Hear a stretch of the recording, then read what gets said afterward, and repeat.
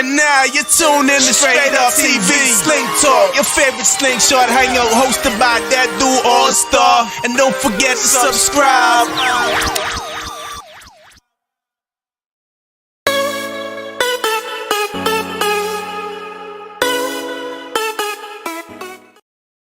All right, and we're back, man. I got hacked, man. Y'all, I got hacked. Somebody hacked me, man. Somebody definitely hacked me, man. All right, so let's get back into it, man. I apologize about that. I really don't know what happened, but I apologize about that interruption. So let's get it going.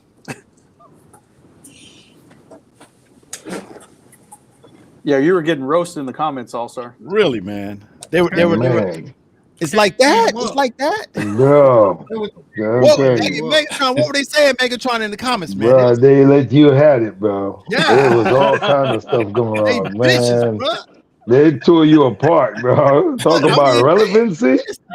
You were irrelevant for the last 15 minutes, bro. I was irrelevant. Oh my god. You were irrelevant. They're in the comments right now talking about you deserved it too. My God. Man, that's messed up, man.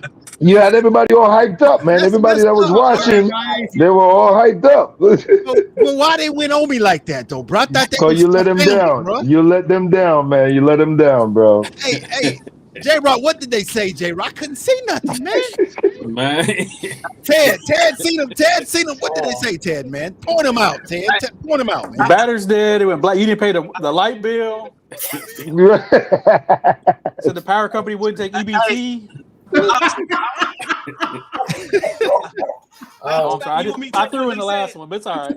Yeah. You want me to take what they said? What they say, 8-Ball? What they say? I'm gonna tell you what they said. They said, man, you was Colorado, man, you faced in Oregon. It was over with. Oh wow. Wow. Godfather said you were trying to run an extension cord over to the other side. You couldn't get enough power over there. Damn. Hey, well, we back, man. Listen, man, we're streaming live to YouTube and we're streaming to Facebook. So that might have been a glitch or something on Facebook. I blame Facebook. You know what I'm saying? It is what it is. We back now. So let's get back into it, man. We were having a great conversation. Doxy, I didn't know if you wanted to comment on that, Doxy. We're gonna move forward, but it was about about what's gonna make the slingshot community go on for 30, 40, 50 years. And a lot of people, we were talking about the pre-registrations, events, and everything. So I didn't know. I wanted to give you an opportunity if you wanted to say something about that, Doxy. I think just making sure the fun remains and everything. People are looking to have a good time. So, like I said, games or what have you, just make it like one big family reunion at these events. Also, too, I think bringing back like maybe second place awards at least. That way everybody can kind of get some kind of recognition for their hard work and time and the money that they've invested in building, whether it's lights or competition. So also that kind of helps to know like where you stand. If you come in second place, okay, I need to improve on this area. I think a lot of people would partake into that too. Yeah, I like that. I like the Doxy. So you're saying, so if at the show there's only a first place for lightweight, there's first place for middleweight, whatever. What if they gave out a mandatory first, second, and third? That would be more people leaving with a prize. So I don't know if that right. I don't know. I'm not trying to say a participation award. I'm not trying to say that, but every bike in the sound competition sounds great. Right. It's a great bike. So maybe that would be one thing if they gave out a first, second, and third, because all those bikes are worthy of championship level. Right, because people are spending money on this. It's nothing cheap.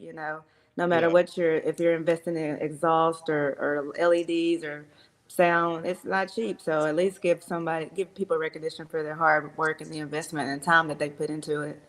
Yeah. All right, I might be the only one that says this. Go ahead. I might be the only one that says this. I don't want a second place trophy. If you give me one, it can sit there. I ain't taking it back with me. It's just money that you spend. Second place is better than fifth place. No, it ain't. I'm gonna say this, Doxy. most guys ain't gonna want no second place trophy. We'll Well, just you, take, you, we'll look, you take can the give it to L. Cynthia. Look, You can we'll give it take to the Cynthia. L and we'll go back to the drawing board and figure it out. I ain't digging no second place, third, and I took plenty of L's.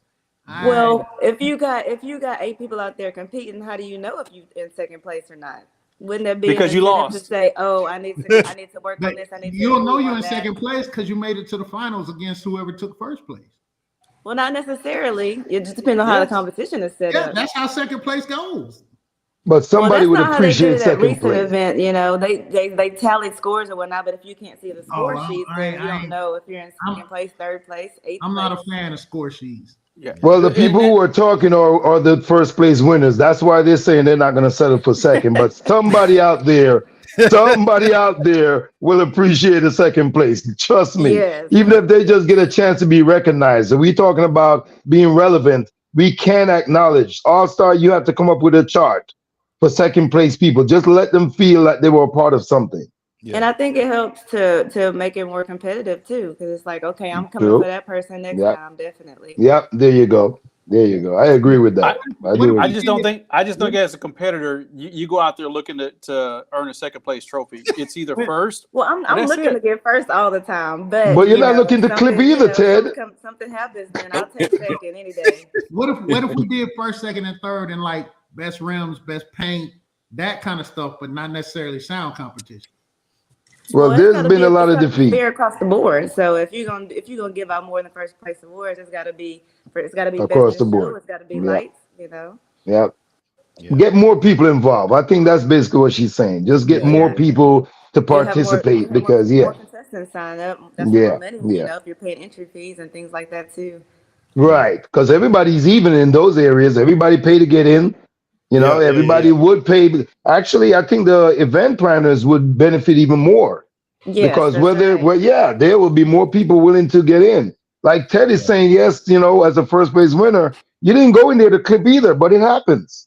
Oh yeah. So at least you feel like, you know what, give me second place. Hey, next time I know what to do better. That's all. You get a second place trophy for clipping? No, we ain't gonna go there for that. But I'm saying these things happen. I mean, it happens. So you might not win all the time, but I think at least to have something to look forward to. Yeah. Some people have never won nothing in their entire life, man. So to have a second place is not so bad. It's just not my choice. I'm not totally against it. It's just gonna be well, you can't speak for 5,000 people.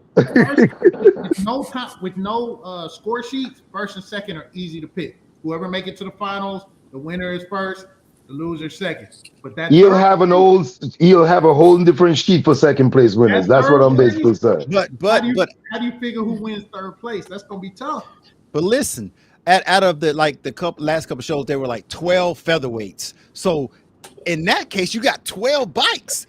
I think a first and a second would be cool because you're still beating a lot of people. Second place beat a lot of people. Come on now. Second place did beat. I mean, just saying, if you got 12 featherweight, a second place still beat a lot of bikes. That's all I'm saying. Yeah, I ain't totally against it. I just said it's just not what I would do. I ain't against it though. It's a good look for some people. We'll take a vote. We will do a vote. We will do a vote on who would like that. That's all. I think that you'll get more competitors like that. I'm telling you. Just as if we introduce an amateur session. Right. For people who have never gone in the ring. I tell you, Vernon, when he did it in Maggie Valley, it was successful. Because so many people who never thought about going in the ring was able to say, you know what? This is a chance for me. Yeah. Right. Even if they didn't win, they felt good about just going in there, showing what they got. That's all. I chatted on Facebook about that today, and I agreed with it. Friday night should be maybe like a novice night. There need to be some definite rules. Like if you compete in novice, you can't compete in the regular show. Right. If you win so many novice shows, you cannot compete in novice anymore. I agree with it. I like it. I mean, I even think there should be a whole set of different judges, not necessarily the same judges that are judging the pro show. Correct. Exactly. There you go. I'm going to say pro. I'm sorry, the regular show. Right. You know who they should put it. You know who they should put as judges. All these people that's champions, that's winning all the belts. They need to come and judge the novice. So when they take a good point. Good point. Hell, Yeah. they're like, well, why'd you judge that bike over that bike? Exactly. Right. Exactly. So then they can see. Yeah, Judging I ain't agree. easy. Yeah, Judging ain't I easy. agree. and a lot of people don't come Friday night, but it's gonna be have to be a Friday event because we're so packed on Saturdays for every event. Yeah. You know. But guess what? Again, opening that door, people will be more motivated to come on Friday. Right. Because normally the reason why people don't come on Fridays, other than working, there's just nothing going on. You're right. Right. And you probably have a lot more participation on Friday. If Absolutely. Give me something to come forward to. Yeah, look forward to. That's it. Cortez. Let me ask this. Cortez. Go ahead, Animal. Let me ask this though. Should there be a novice night for every class? Because is there such thing as a novice? No. Novice is novice. First time entry. First time going in the ring. Featherweight novice, middleweight, lightweight novice. Because I don't think there's such thing as a heavyweight novice. We should just have fun with it, man. Just like how Vernon's been doing of getting the DJ battles and these little just more things to get more people involved. That's all we're really trying to do. And Megatron, just like what you were saying, in Maggie Valley is a great platform because absolutely. It is a very good platform. A lot of people don't go to Maggie Valley, but it is because one of the things is that platform there, it really because let me say this, it just for everybody, it gives everybody something to do. So say if you want to do the battles like the lights or even the music sound competitions, you can do that. And then the people that want to do something else, they can ride the mountains. They can go to Pigeon Forge. They can go to Gatlinburg. They can go to Cherokee Mountain. I mean, Slay the Dragon. It's a lot of stuff up there to do, but the people need to go to Maggie Valley. It is beautiful up there. Monique, what you think? What you think's throwing them off? What you think throwing them off? The name or the mountains? Why? Why those people? I honestly don't know.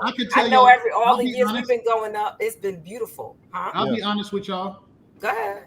And everybody, this is nothing against anybody. Not everybody. A lot of people look at Maggie Valley as a different platform, ethnic platform. Yes, that's but what it's a little bit of everybody there. I know this, but that's what a lot of people don't realize that it is not a different, ethnic platform. Right. No, that place bring a little bit of everybody. It's just that the majority, they are more performance in their slingshots and not just lights and sound. Right. I mean, like I said, their platform is there. Again, if they didn't have Maggie Valley, we would have missed out on another 500,000 bikes. Yeah, you got people coming from Maine. You got people coming from California. You got all the way from California, 5,000 miles they drive. On their slingshot. Yeah, and too, like with the hotels and stuff. I mean, it's different. Like now, I already booked my hotel. I booked my hotel before I leave there. I'm gonna need somebody to help finance a trip from Jacksonville up to Maggie Valley next year. You got to experience it. You got to experience it. It's just one of those things. Yeah, you just got to experience it. Hold on, guys. Hold on for a second. Out of this right here, what everybody's saying, I do believe Friday night should be the novice night, and then it leads into the light show. If we can get through the novice, because there's going to be a lot of people participating. But we have to we have to draw a line to say, hey, we're going to do 25 novice. You'll get it at the next show. You can't do everybody, even with the competition. I think that they start limiting bikes because that's why we're getting out of control. 55, nearly 60 people registering to do a show. There's never going to end.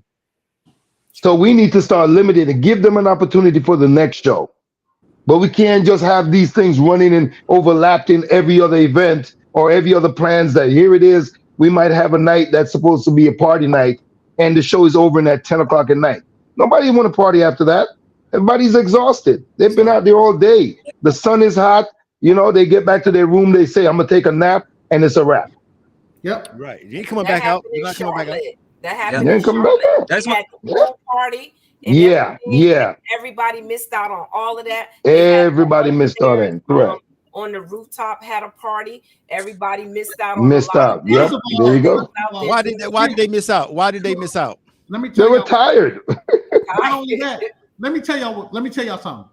If y'all just hang around anywhere I'm at, it's gonna be a party. So it don't matter what time it is. But you're not at every show. You're not at every show. Were you at Charlotte? Were you in Charlotte? Yes, sir. Oh yeah, I remember. Yeah, you were next to me. Yeah, I got you. Yeah, you're right. But you weren't partying. You weren't partying in Charlotte like you did in Atlanta. Hey, I didn't party in Louisiana. It was too hot. I ain't gonna lie to you. Well, there you go. Something got to give. Something got to give. Hold on, guys. Hold on for a second. Is that Miss Hope? Is that Miss No Doubt? Hey, How y'all. you doing, Miss Hope? Miss No Doubt? How everybody doing? Hey, introduce yourself. All right. My name is Hope.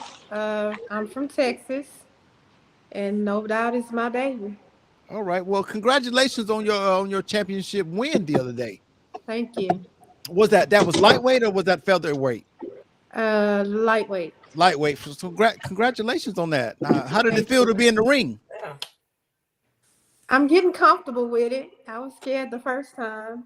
I think this is my second time. Yeah. Yeah. I remember hearing your bike in San Antonio, and your bike sounds awesome, man. So Well, no, yeah. San Antonio was my second time. This was my third time. Okay. Yeah. Well, I heard your bike, and I'm gonna tell you, your bike sounds wonderful, man. So I want to see you more in the ring, man. I'm working on it. All right. So welcome to the show, man. Please jump in there, man. We having a hell of a discussion right now. So I want to move to something else serious, and I want you guys to be honest with me, man. I want you guys to be honest with me. So let's move into this. Why is it that some slingshot owners can't take an L in a competition? Why is it that it's hard for us to swallow? I just lost. Why is it so hard? You talking about men or slingshot owners? Period. I'm just slingshot owners, man. Listen, man. Hey, some of these ladies take it worse than the men, bro. Well, that's what I'm trying to say. That's not true. That's not true. The men, they be tied to their emotions. You won't ever see us crying. Look. There's a lot of testosterone going on. There you go. But J-Rock, see, that would help. Hard, though, That's second. hard. I'm gonna tell you who took the best L, took the criticism from the judges, took criticism from your show. Okay. Went back to the lab. Okay. And I told you this in Atlanta, the first show in May. I told you this in Atlanta. Oh, I know who you talking about. And she said she goes back to your show, listen to everything we say. She took everything the judges said, and she came back. I said, when she learns how to play this bike, she's gonna come back and start whooping everybody's ass. I know who you talking about. You talking about them lemons. Lemon drop. Jesus Christ. Listen, man. And that is our featherweight champion, lightweight champion, and welterweight champion. She lost in Atlanta. She lost like 4 straight shows. She lost. Yeah. She lost a Sling experience too. Right. She was losing. Did she lose Slidell? Yeah, she lost in Slidell. Yeah, it's a beautiful disaster. She lost in French Lick. Jacksonville, she lost. So she was losing. But she took the criticism from the judges. She took the criticism from your show. And she went back home and she started programming and doing her own song list. And she heard me, so like, find the songs that sound good on your bike and play the shit out of them to win. Yeah. And they went back to the lab. So if you was great last year, you got to go back to the lab because somebody else is going to the lab to come back to beat you. For sure. So if you the champ, you got to stay in the lab. Yeah. So you got to stay relevant. You got to stay relevant. There you go. That word is big tonight. I'll tell you. Relevant. You need to get a shirt, All-Star. Get a shirt that says relevance. Stay relevant. I stay relevant. But you didn't see her run around crying and hollering and say, "Man, the judge is robbing me. Why am I losing or what's going?" She said, "Okay, I need true." So why is it, J-Rock, why is it so hard when them judges raise that paddle up and you're not the winner Why is it so hard for you? Why you just congratulate the next person and pull out and say you did your best? You're a sore loser. You're not a sportman. You're just a sore loser. Once you comfortable at winning. Oh, now we talking. Now we talking. You get comfortable up here. Yeah. And then you get knocked down here. Like Mike Tyson said, everybody can fight until you get hit in the mouth. That's what you're gonna do after you get hit in the mouth. 100%. Yeah, but every show is different too. Every show is different. And you make your own mistakes. It's the volume control and it's your song choice. Yeah. So you can't get mad at the judges because you may play a song and you got your volume messed up. That judge is gonna be like, hold up, you didn't play this song that good on the last one, so you can lose off your volume in the song you pick. So look, that judge may pick you to win one song, but then you play and mess up on your song on the next one. It's over. I'm gonna tell you from experience. I was featherweight of the year last year. I done took a couple of L's this year. I don't compete as much because I'm building now, but took a couple of L's this year. You know, like J-Rock said, you take that L, you listen to what your judges say, you can take it or leave it, but you get back in the lab and you try to fix it. You know what I'm saying? You shake your competitor's hand, no matter who it is. You shake their hand, you say thank you, you keep it moving. You don't come at the judges. You say, hey, what can I do better? I'll talk to J-Rock after a show and be like, man, what did you hear? I'll take the other people out the show. What did you hear? And I'm not gonna come at the judges. I'm not gonna come at everybody. Yeah. And you know, like J-Rock said, when you're used to winning and you don't know how to lose, that's when problems come in. You gotta learn. You gotta be a good winner and a good loser. Loser, absolutely.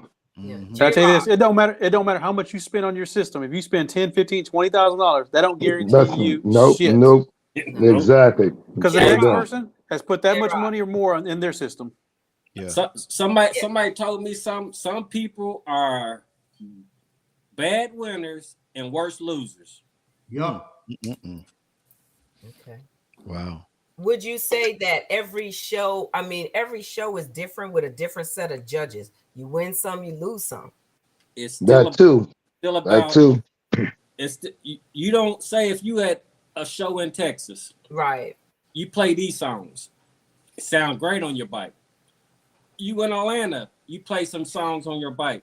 They didn't sound as good as the songs you played in Texas. So it depends on your song. Song selection, it's everything. As a builder, everybody wants to get up there and be a DJ on their bike in sound competition. No, if you playing for money, play the damn songs that sounds good on your fucking bike, and you ain't gonna have no problem. But if you get out there and you trying to be a DJ mixing stuff up, you're gonna lose. When you in the ring, you play to win. You don't play to make the crowd happy. You play to win. Stick to your playlist and what sounds best in your bike. I don't care what the next person is doing. I don't care what comes out their bike. Play what your bike is made for. And I tell that to everybody I build a bike for. This is what your bike is made for. This is what sounds best in your bike. When you start chasing other people, that's when you mess up every time. But that can be a disadvantage and an advantage because one, when you always have these conversations about how the rules are set up for the bikes, I think if you have an overall good sounding bike, I don't think it should just be locked in for one song or locked in for particular songs. I think that when you have a good bike, you should be able to play any song and it sounds good. It's just like when a manufacturer make a speaker, they just give you a frequency range and said, this is the frequency range that the speaker is able to play. I think that the platforms should be the one choosing the songs that these bikes play. But you know how Lemon Drop got beat by Beautiful Disaster? How? She played her bike. Lemon Drop is a bass bike. When you playing a bass bike, you can't play no bass songs. You got to play all around songs with mid bass, all around clarity to beat a bass bike. But she didn't have that bass back then when she was losing either. She had some bass.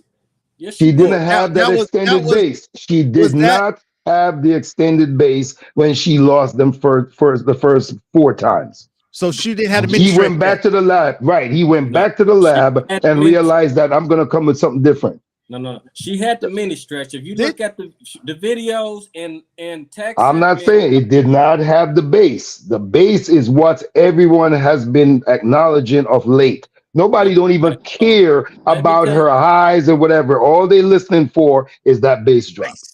What That's they it. done was those when she first came out, those boxes was not tuned. They was working on the tune. That's why I said in Atlanta, when they get that bike right and she learns how to play that bike, ain't nobody gonna beat her from featherweight up to welterweight because they got that bike tuned now. So until she can go all the way up. She need to leave featherweight and build her a middleweight or a lightweight, and then it's really gonna be some problems out there. Yeah. What's up, Fiona? So I'm gonna give a different perspective because all I do is plan the events. I don't do the competitions. But one thing I refuse to do is be a judge for sound competition because it's tough. It's tough. Reason being because sound competition is like spades. People get emotional, and I ain't trying to get up in that. But honey, I would do the vendors and the location and all. But as far as trying to judge for sound competition, no, because I've seen people get emotional, and a lot of times it's ego because people are like, well, I spent this amount of money for my sound competition, and then such and such, they don't be judging right, something wrong with their ears and stuff like that. You ain't listening to the crowd, and I mean I see it, and I'll be that organizer in the way in the back. Because I'm like, I don't get caught up in that. It's like playing spades. People get all emotional and stuff. They be in it. I'll be like, I'm not in it. Well, it's natural for happen. When you're competing, that's going to be a natural instinct that you're going to have. You want to win. You're not entering to lose. You're not spending money to lose. Whether or not the trophy is worth it is just the whole application of being a sportsman. You're going in to win. So you're gonna get emotional. You're gonna take it seriously. I mean, everybody always talk about fun, but you're not spending hours in the lab trying to get your bike right to just come out there and somebody who you think don't know music is who's judging your bike. You see what Lemon Drop said? Lemon Drop said, let me put it on the screen. Lemon Drop said, and by the way, hello, Lemon Drop. Lemon Drop says, in Slidell, I did not have the current build. I just Thank you. Hold on. I did. Thank you. Reading is fundamental now. I did have the current build. I did. She said I did have. I did have. Oh my God. So hey, she did have it. Right. And she God. overplayed it. She overplayed it, and she didn't know her volume control. I just told you, the key is your volume and your song selection. Her song selection was off, and that's what I kept telling her. I said, you need to go to 2 songs max. Don't go with 3-4 songs because it's gonna kill you. Once I hate to see people in the rain playing 3-4 songs. Your bike's playing like you running up a hill. If you going in full speed up a hill, you halfway up the hill, then you stop. Then you're gonna start running up the hill again. So you got to pick up momentum again. So but J-Rod, what if it's 90 seconds? Not the most platforms do 1 minute, but what if they're doing the minute and a half? I still would do max of 2 songs. Let your bike. Let me talk to Ted. Ted, how you feel about that, Ted? I'm not one that goes over and throws 3-4 songs on there. So I'll play 2 max. Usually I'll give them an all-around song, a bass song, or vice versa. So just showing what it does differently. Or I'll play 1 song that kind of it's more musical the whole way. So I don't like switching it up where we go 3, 4, 5 songs deep. You just don't get the feel for it. Right. Let the judge walk around and get the sound all the way around. Yeah. And that way they can judge it properly. Yeah. Hey, so is it worse? Is it worse to lose on the scorecard or the paddle? Which one is it worse to lose by? Scorecard. It's an L. It's L. You're right, Ted. But listen, the scorecard versus somebody holding that paddle in your face. I mean, I'm not a fan of the scorecard. I ain't either. Let me tell you at Sling Experience, and Jonathan Taylor went all the way up to heavyweight with his featherweight bike. beating heavyweight bikes, middleweight bikes off the scorecard. Scorecard. But let me tell you why I don't like the scorecards. That first person has either an advantage or a disadvantage because there's nothing else to judge against. You could think their base is incredible and give them a 5, but now somebody comes in with stupid base. You got to give them a 5 too. You got to give them the same. You got to give them that or higher. There's no higher than a 5 though. Oh, you're right. I see what you're saying. So the scorecards don't make sense to me. Head to head makes more sense to me. Because that first person that plays, they can have a trash system, but there's nothing to gauge it against. Right. Yeah, I got you. I see what you're saying, Animal. So that scorecard is definitely that thing that it can be a nightmare for you. And that's my personal opinion. Nothing against anybody. That's just my personal opinion. I'm not a fan of scorecards. Yeah. Let me give a thank you to Moet the Painter, man, for that super chat, man. Moet the Painter think they need to take off 30 points if the bike is ugly or looks crazy. Come on, Moet. Moet said they need to take 30 points off if the bike is ugly and looks crazy. God. That's a scorecard. You can't do that with the paddles. Shout out to Moet, y'all. Moet the Painter. All right. Man, that's hard, man. That is really hard, man. You got to think about it. That first person, like, there's nothing to gauge it against. Yeah, so let's look at this, guys. Animal. So you're saying, all right, the contest just started. Their own scorecard. The first bike plays and they score it, right? But then a bike comes behind it and it kills that bike. They got to give it the same score. Exactly. Oh my God. I don't know about that one. There's nowhere to go. Yeah. There's nowhere to go after that first. Because here's the thing, that first person plays, and like I said, they have a clear bike. Let's say the base is incredible. You mark 4s, you make 5s, you mark this, but then that next person comes in and plays, and everybody's like, wow, there's nowhere to go above that. Yeah. I see what you're saying, man. I definitely see what you're saying. So like Ted said, it's a loss. Loss is a loss. Either way. Yeah, either way you take it. But when you break it down like that, Animal, you think that shit. I think I want them paddles. Yeah, I think I want those paddles to be in my face. Yeah. I want to hear Elvin say 3, 2, 1. I want to hear that shit. Let me see it. Let me see it. You know what I'm saying? Shoot. I don't like the scorecards, period. Yeah. But listen, though, if your bike is a beast, hey, y'all gonna make me play devil's advocate. If your bike, Megatron, if your bike is this, if you are him, you ain't got nothing to lose if you him. Exactly. It doesn't matter scorecard or not. Yeah. Animal, if you him, you ain't got to worry about it, Animal, if you him. If you him and you come in number 4 and they ain't heard him yet, and number 2 sounds great to him, and they get all 5, and him come in number 4, he get all 5s too. Also, I'll tell you this too. With the paddle, you got both judges standing in front of not only the 2 people that they're judging, but everybody, the crowd, and everybody around them. So they got to pick up their paddles and show who they voted for. Right. On a scorecard, it gets handed in. The judges go away, and it's not announced to the end. So there's no judges standing there. And how do you go to them and say, hey, I need feedback? It's only on the scorecard where they say he scored this or that. I want to hear it from the judges. So when you're doing with the paddle, you're in front of everybody. I mean, you show who you voted for at that time. Yeah. Right. Yeah. Him is at a disadvantage if he don't play first. I started making sure that I turn around and catch the judges as they lift the paddles up. So each competitor gets to see who voted for them and who did not vote for them. So, if you go back and look on Straight Up TV, you can actually see which judge voted for you and which didn't. So that's something I started doing because it takes a little time for me to walk around Elvin or whoever is the host of the ringmaster to make sure I catch that footage of the judges holding up that paddle. So that's something to look forward to. So let me address something real quick because it's in the chat. Everybody wants to talk about meters. In an open air vehicle, a meter is very inaccurate. Right.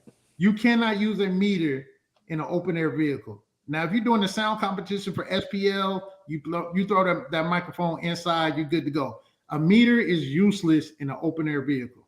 Yeah, because if the wind blow, it affects it. Yeah, even the wind alone will affect it. Yeah. Yeah. Hey, so listen, man, y'all didn't answer the question, man. Why is it so hard to take that L, man? Man, nobody Why is it so hard? The testosterone. It was called being a man. Pride, man. Pride. Pride. Yep. You used to winning, man. Everybody That's might like, sound okay. great when you're up next to somebody else. Right. When you was growing up, if you got your butt whooped, you didn't like that L. Like, damn, I'm going back. I'm fighting him tomorrow. So let me ask you this, J-Rod. Monique, you there? Ted. I'm here. Ted, if I just took an L but they gave me second, do I feel better? It's easy for me to accept this because I didn't win first, but they gave me second. I feel good. So does it make you feel good that you walk out there with the ribbon put on your chest? Now you got a big old puffy chest because you got a ribbon saying I won second place. But what I'm saying, Ted, that listen, right now, a lot of people is not accepting that L. They're not accepting that L, Ted. So if you second place is not an L. Second place is not an L. Second place is not an L, Ted. Yeah, it's not an L. It ain't man. first place. Especially when you run through 5 or 6 other bikes. Yeah. And well, you know the Olympics can give three divisions. Why can't we? Hey, well, let me ask you this. Can you stay relevant if you always win second? Can you stay relevant if you always win second? Okay, what's that mean you're close. Yeah. Change that is they still gonna be scared of you. Yeah, you're right. What can change that is money. So say the first place gets 2,000 and the second Right. place 2,000. Right. Right. You gonna walk away and not take that? Exactly. No, exactly. Ted said no. You said He's not taking that 1,000. You said a trophy. No, not a trophy. No. He said first place or second place. Yeah, second place. The prize was. You giving out money. That always helps with gas. But that's what I'm saying. If it was They always something. Yeah, something. Place, that's all it is, man. Second place 1,000. You leave it, Ted? Vernon ain't giving away no more money. Vernon already tried with it. We don't drop featherweight down to 750 now. Yeah. Oh my God. But guess what though? We will be bringing in more competitors, so the pot is definitely going to be bigger. Yeah, that's because if people know that they can win second place, they will take a chance and register. Yep. I'll take that. I'll take that with Megatron. I'll take that. Then you gonna have to play in 8 hours. So we're gonna delete the trophies and just make it all cash. And then no, you still gotta have a belt. Wait. Let me show y'all. Hey, Monique, let me show you a second place. Let me show you a second place. What it look like? He got 30 of them. Oh, that's he got 30 of them. That's the second place. I would be cool with putting that on my mantle. Let me tell you something about. Look, it's the second place. Belts. That can sit on the mantle. Look, usually second place look identical to first place. All you have to do is look at the writing, but it's the exact same trophy they used to put first and second on. That don't make no difference. We can't get rid of the belts. I don't know what it is about that belt, but when I tell you, what about the chain? And how about the belt and cash? The chain does not equal the belt. When you have a belt. And you're a true champion. Okay. Oh, man. Okay. So fine. Give the belt to the first place. There you go. And give the trophy to the second place. There you go. Now let's go to him. So y'all saying, give the first place one of these right here, right? Yes, right. Differentiate, yeah. And then the second place, this is just mine right here, though. This is mine right here. I'll start. When you face your camera, man. Can you face us? Yeah, not your screen, bro. Hey, how many of those All-Star? How many of those you got? Hey, listen. Oh damn! Now you throwing shades. Man. Being messy. Hey, listen. No, seriously though, I like the belt idea for first and the trophy for second. And if there's money involved, like Megatron said, you're gonna get more participation. Here's my question for you, Megatron. For the novice competition on Fridays, is there an entry fee for that? Yes. Make it a small amount. Yeah, it could be $20. Yeah. You got to list. Trust me, people will do it. It's still a competition. People will do it. Let me tell you, man, people are eager for this. These are conversations that's going around within the community. People want to be a part of something. Megatron. In Maggie Valley, the person clipped 3 times before the song started. He clipped 3 times, bro. And guess what? And they got what they told him. And what they told him. They said clip doesn't exist in the amateur world. He was nervous. Oh, you're right. Yeah, there was clipping was not a part of it. So it doesn't matter how much time they clip. They're nervous. So if these platforms can get together, first place is a belt, second place is a trophy. Both of them get money. Novice on Friday night, small entry fee, a first place trophy. That'll make everybody happy, won't it?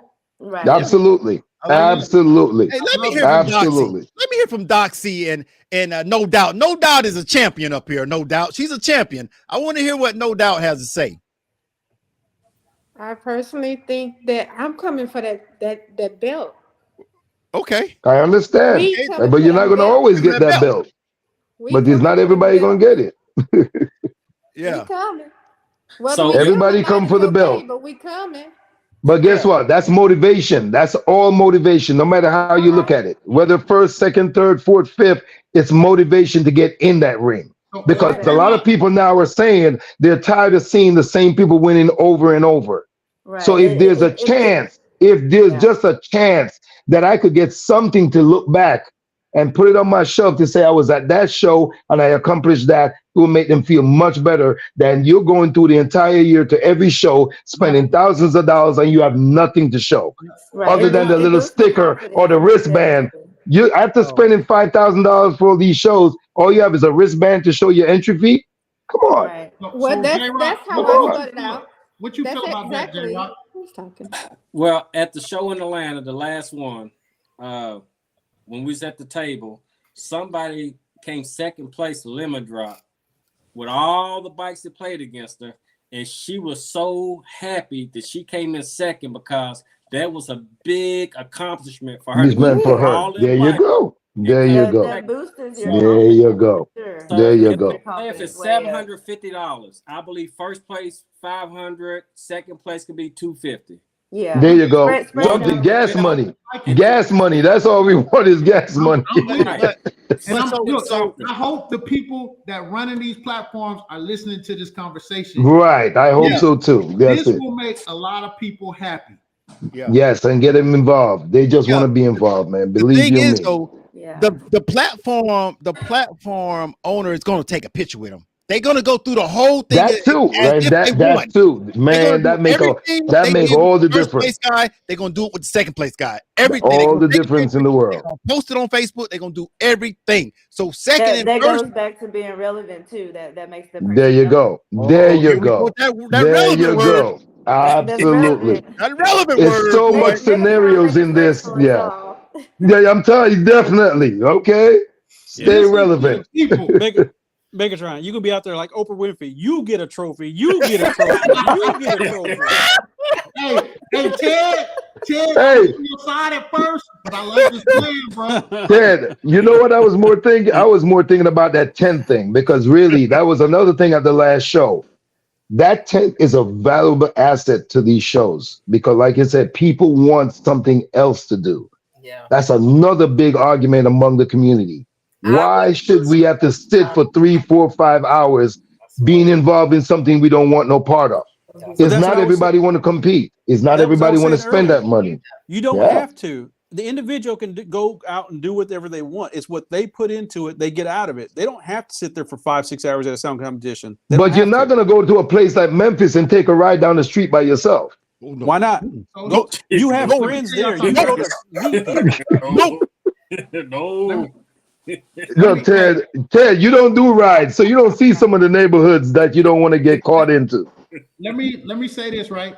So I was helping plan an event with another platform, and we were planning the event. So what I did was we have 2 major rival high schools here in Jacksonville. I was gonna get the drum lines to come out and battle each other. That's an hour right there. You know what I'm saying? That's something everybody could be watching, doing, enjoying. You know, I was going to have a couple of local dance teams come out and bring their dance teams out and perform. You know, a live band for maybe an hour. I know stuff costs money, but at the same time, we got to have something to do other than sit and look at each other all day. Yeah. You know what I'm saying? Seriously. The sound is amazing. Seriously. I love it. But there Now, definitely have to be something. If you're gonna bring stuff like that, then you can't get mad when that platform raised the ticket price up. I can understand that, but I'll pay the extra $5-10 if People exactly. People will pay. In my tent smelling like barbecue. You know what I'm saying? Hey, I'll tell you this too, because we're all easy flowing with everybody else's money, saying this platform should give out 500 and 250. There's not a lot of money to be made in any of these events. I put on shows. I've done it with SS Takeover. I've done it with SS22. Right. You're just hoping to break even, so you're not coming out of pocket. By the time well, just give us a trophy. We ain't got to get cash. Just a trophy. We just want something, bro. That's all I'm saying. Ted, even if it's $50, it's a half a tank. People are driving. I just broke down the money from Three Wheel Showdown. Nobody else's platform. Right. Just So like J-Rock said though, instead of like J-Rock said, instead of giving $750, I'm using featherweight for an example. Instead of giving $750 to first place, break it down $500, $250 for second place. I guarantee you're gonna have more money because more people are gonna register. You're gonna get. That's the whole point. That's the whole You're point. gonna make more money because more people are gonna register. And you might have to start the sound competition a little sooner, but more people are gonna register to take a chance of winning 500 or maybe even 250. Right. But you have two other platforms that don't give out money: SS Takeover and Slingfest. And guess what? And once you start doing that, everybody's going to come aboard to the platform that gives out money. But here's the thing: if one platform can afford to do it based off of entry fees, everybody can do it. Well, the other platform just have a first place and second place trophy, a first place belt, second place trophy. If they're not giving money out. But isn't that where the All-Star got his trophy from another platform, second place? Yeah. Okay, then. So then some other people are doing it. Then everybody should be doing it across the board. Yeah. All right. Let me give us a thank you to the super chat. Disturbing the Peace, which is he is the middleweight champion. He is leading the middleweights. He is super chat says what it do from ATX. Somebody we got just another. said, We got another one. Hold on. We got another super chat from Pandemic. He says, "I hate scorecards. What up, people? Animal is right about the scorecard. Cruella Pandemic kick butt in Texas City. Fun weekend." So he agrees with you on the scorecard there. What's up, Ro? What's up, Henry? Ro, what's up? Andreas said, "Trophies means more than money. I mean, more than cash." There you go. I'm telling you, any type of accomplishment is priceless. I don't know what part of it y'all don't get. Your ego is getting away about these first place trophies. But people want something. Give me back something. I've been giving. I want back. And look, first I wasn't digging you, Megatron, but now that we discussed everything, It making sense. It makes sense. I'm telling you. I hear people complain all the time. Hey, Megatron. Yeah. Megatron, you couldn't hear me at first. You said you can't come to Memphis and go down the street by yourself. Don't do that. No, when I say that, meaning that I'm talking about. Okay, listen to me. Listen to me. Listen to me. What I was told when I got to Memphis. They pull a stunt. My friends pull a stunt on me by hiding my slingshot. I went in the hotel and I left my keys in my slingshot. When I came out, my slingshot was gone. A couple of hours prior to that, we were in a restaurant. This lady said they break into my car so much that I leave the doors open now. So when you hear all of that going on in terms of your sling, we're saying that fine. I don't know what she had. I'm just saying. I was just saying. It's like with any neighborhood. They stealing kills all day long, all around the world. People come to Atlanta and people are weary about going on the south side. People are worried about they might end up in a neighborhood that they don't. If you don't know the city, you're not going to just go right around. All I got to say is don't go to Orange Mound. Yeah, then I see. I didn't say that. I didn't even call names. There you go. Look, so let me ask y'all this: more or less participation if they break down the prize money first and second place? We don't look. Forget about the money. Like Ted says, there's not a lot of money involved, but we can test it. We can test it. If a platform is giving money and they break it down. Let's say 750, they break it down 500, 250. Are you getting more participation or less participation? Definitely more. I think you should get more. Yeah. But people was already complaining about that 750 dropping from 1,000. Right. So you gonna drop that now even more. Look, they're not gonna be happy. At first, I didn't like it either because I spend just as much money as the next person. But guess what? If I win, I'm walking away with something. If I lose, I'm walking away with nothing. So look, people are happy with the trophy. Don't you understand? Like Didn't somebody just say it? It's priceless. We just want something. like Ted said, other platforms don't even give money, so they just be happy what you get. But at least That's what I'm saying. A trophy. That's fine. No, look, a trophy, we're not getting greedy. A trophy is fine. No, the only some people give trophies, some people give belts. It's not everybody give the belts. Right. The reason I brought it up is if a particular platform was to say, no, we want to stick to what we've been doing, I just wanted a consensus to say, hey, this could work. Exactly. Give it a shot. We could give it a shot. Vernon is always trying new different things, and people are enjoying the stuff that he's bringing to the table. Yeah. So this is nothing wrong in introducing something different. That's all we're asking is to get more people involved. We are losing people. We are losing the crowd. Yeah. Okay. At the end of the day, eventually, if we want to stay relevant, we have to keep introducing new ideas. Yep. People are getting bored. They're getting tired of seeing the same thing over and over. Who? Well, that's fine too. Bring whatever to the table. Let us choose that. Here's another idea. And Megatron. Mm-hmm. Listen, real quick. When I used to travel real tough on softball, competitive. We used to play softball Friday, Saturday, and championship games on Sunday. On championship games, we gave a first, second, and third place, but that first place was about a ring. You got your ring a year later. So being saying that right there, let's start giving away some championship rings instead of them belts. Look, giving something to identify that you are different from the others, meaning like you said, a belt for the first place. You okay? Fine. Bring a ring for the first place, belt for second, and trophy for third. Megatron, how about this? I agree with that. Split that 756 ways, give everybody $125, and then you make everybody happy. Oh my God! No, we can't make everybody happy, Ted. If we start doing that, then everything is gonna fizz out. Well, what we're just basically saying, we just want more people to be involved in the situation, in the events. That's all we're asking for. So yeah, the topic was why they don't take an L, bro. Why is it so hard to take an L? We got off the topic. It's just human nature. Nobody wants to take it. That's it. That ain't hard to figure out. So animal, are you saying when a person takes an L, they actually thought they won? No, not always. Some people know they lost. I've been in the ring and know I got beat. Okay. You know what I'm saying? And the thing is, you come in there and you say, I spent this amount of money. I had this person build it. I had this person tune it. I'm the best until you get up against the best. Yeah, it's human nature. Nobody likes to lose, bro. So, but you know what's interesting though? What is interesting? You will win at one show, doing the same thing, playing the same song, and you'll go to another show, do the same exact thing, and you lose. So how do you justify that? Is the judges? Is the judges that's being responsible for that? Again, it goes to the human factor. Every judge hears something different. You never know what the judge is going to hear. I played recently. I played what I thought was a great song in my first round. My second round, I played a jazz song because that's what my bike is built for. I love instrument. I'm a musician, so I love to hear every instrument. I turned my bass down a little bit because this jazz song I felt didn't need that much bass. Judges said it was a mistake.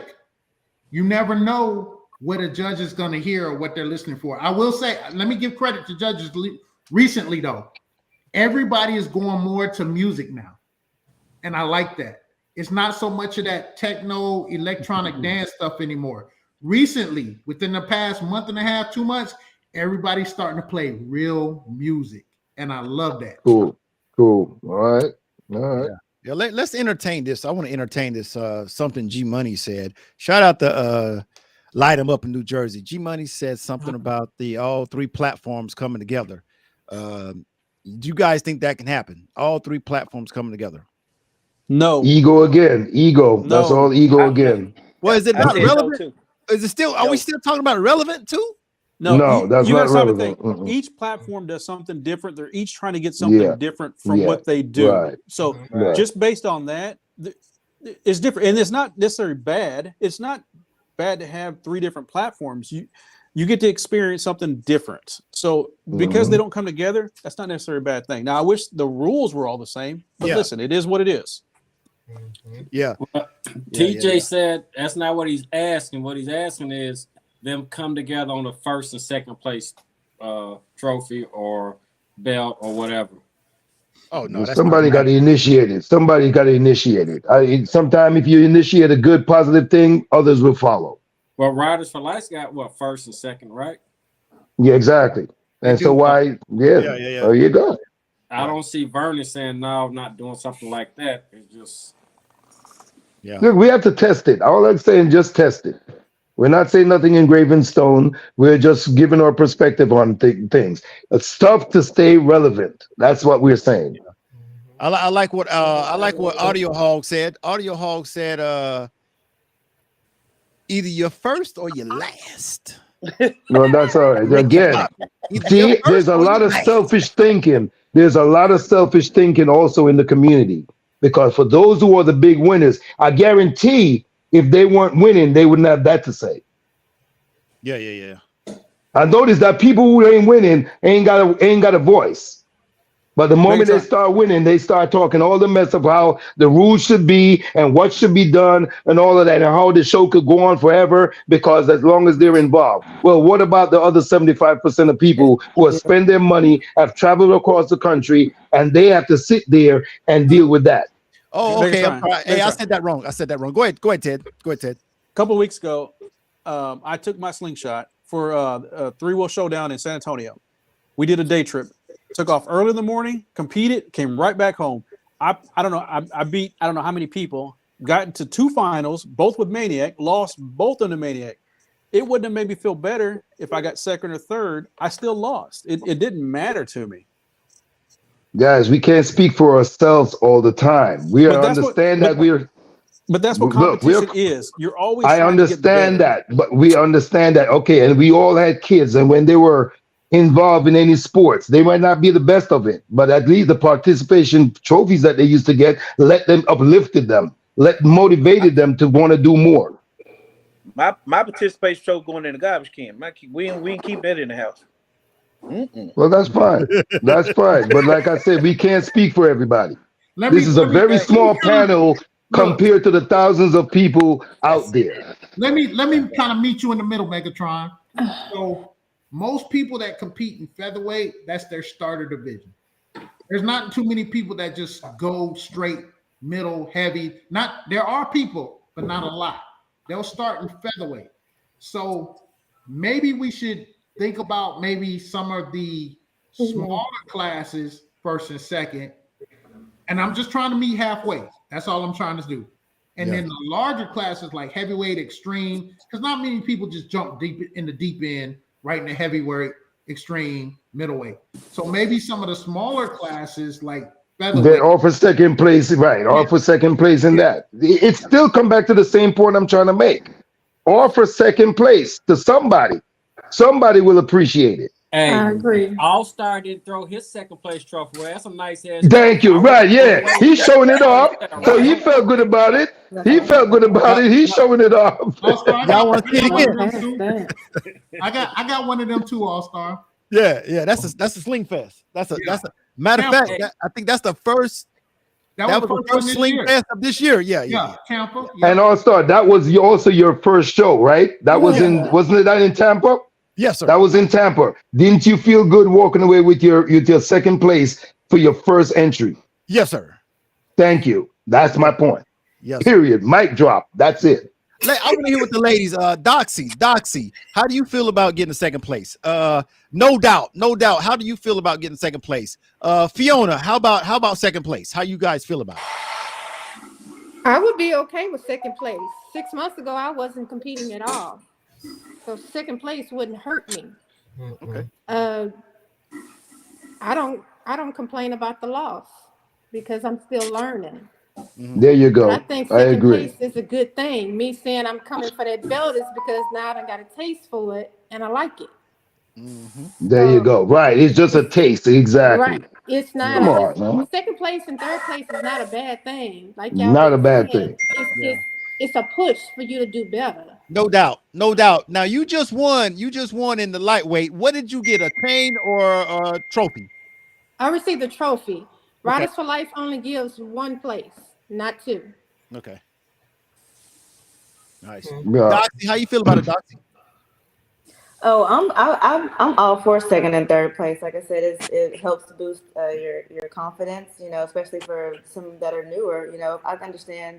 You know, like people who are experienced with it. Of course, they don't want to take a loss, but for the ones that are still learning and that are new, it's a great opportunity for improvement. Yeah, yeah.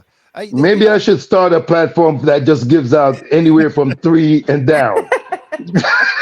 You know, Give all the losers give all the losers an opportunity to come my way. Third place, fourth place, and where everybody gets stuff. Everybody's a winner. There's no losers. Everybody. Hey Ted. Ted. What's up? So check this out. You know, some people get in the contest and they know good and hell they not gonna win. They know they not gonna win. That too. That too. Listen, when you're in a competition, you know if you got a good shot at winning. You know if it's no way you're winning. So what I'm saying is, those people shouldn't be acting up when they lose. They know they weren't gonna win. So what you saying, sir? When you're competing, you shouldn't put your foot on the back tire thinking you're winning all the time. Yeah. What I'm saying is, we're trying to figure out why it's so hard for people to take an L in any competition. But if you knew going into it, you were not gonna win. You never know. That person might clip. What are you talking about? There you go. That's right. There y'all go with that clip stuff, man. You're not. Listen. Well, y'all need to eliminate that because that's giving a lot of people opportunities to win. Well, it happened to Doxy in Baton Rouge. She sounded good and she clipped. There you go. See, it happens. So it happened. It happens. Yeah. All I'm saying, if you know you weren't gonna win, you shouldn't be acting up when you lose. Just drive out. You never know, bro. You never know. You never know. Oh, sorry. People spend a lot of money. Crossing their fingers. Yeah, people spend a lot of money. They think they deserve the win. Or sometimes you got camps. You got 20 people in your camp, and you take an L, and then the camp's blown. You know, they're all jumping up and down. Or I mean, there's a number of reasons that you think you should win. You read the clippings. You think you're the best. And you go in there, you just get beat that day. It is what it is.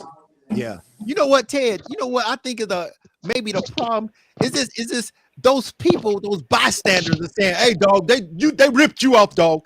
They stole you, dog. Hey, dog, you really won, dog."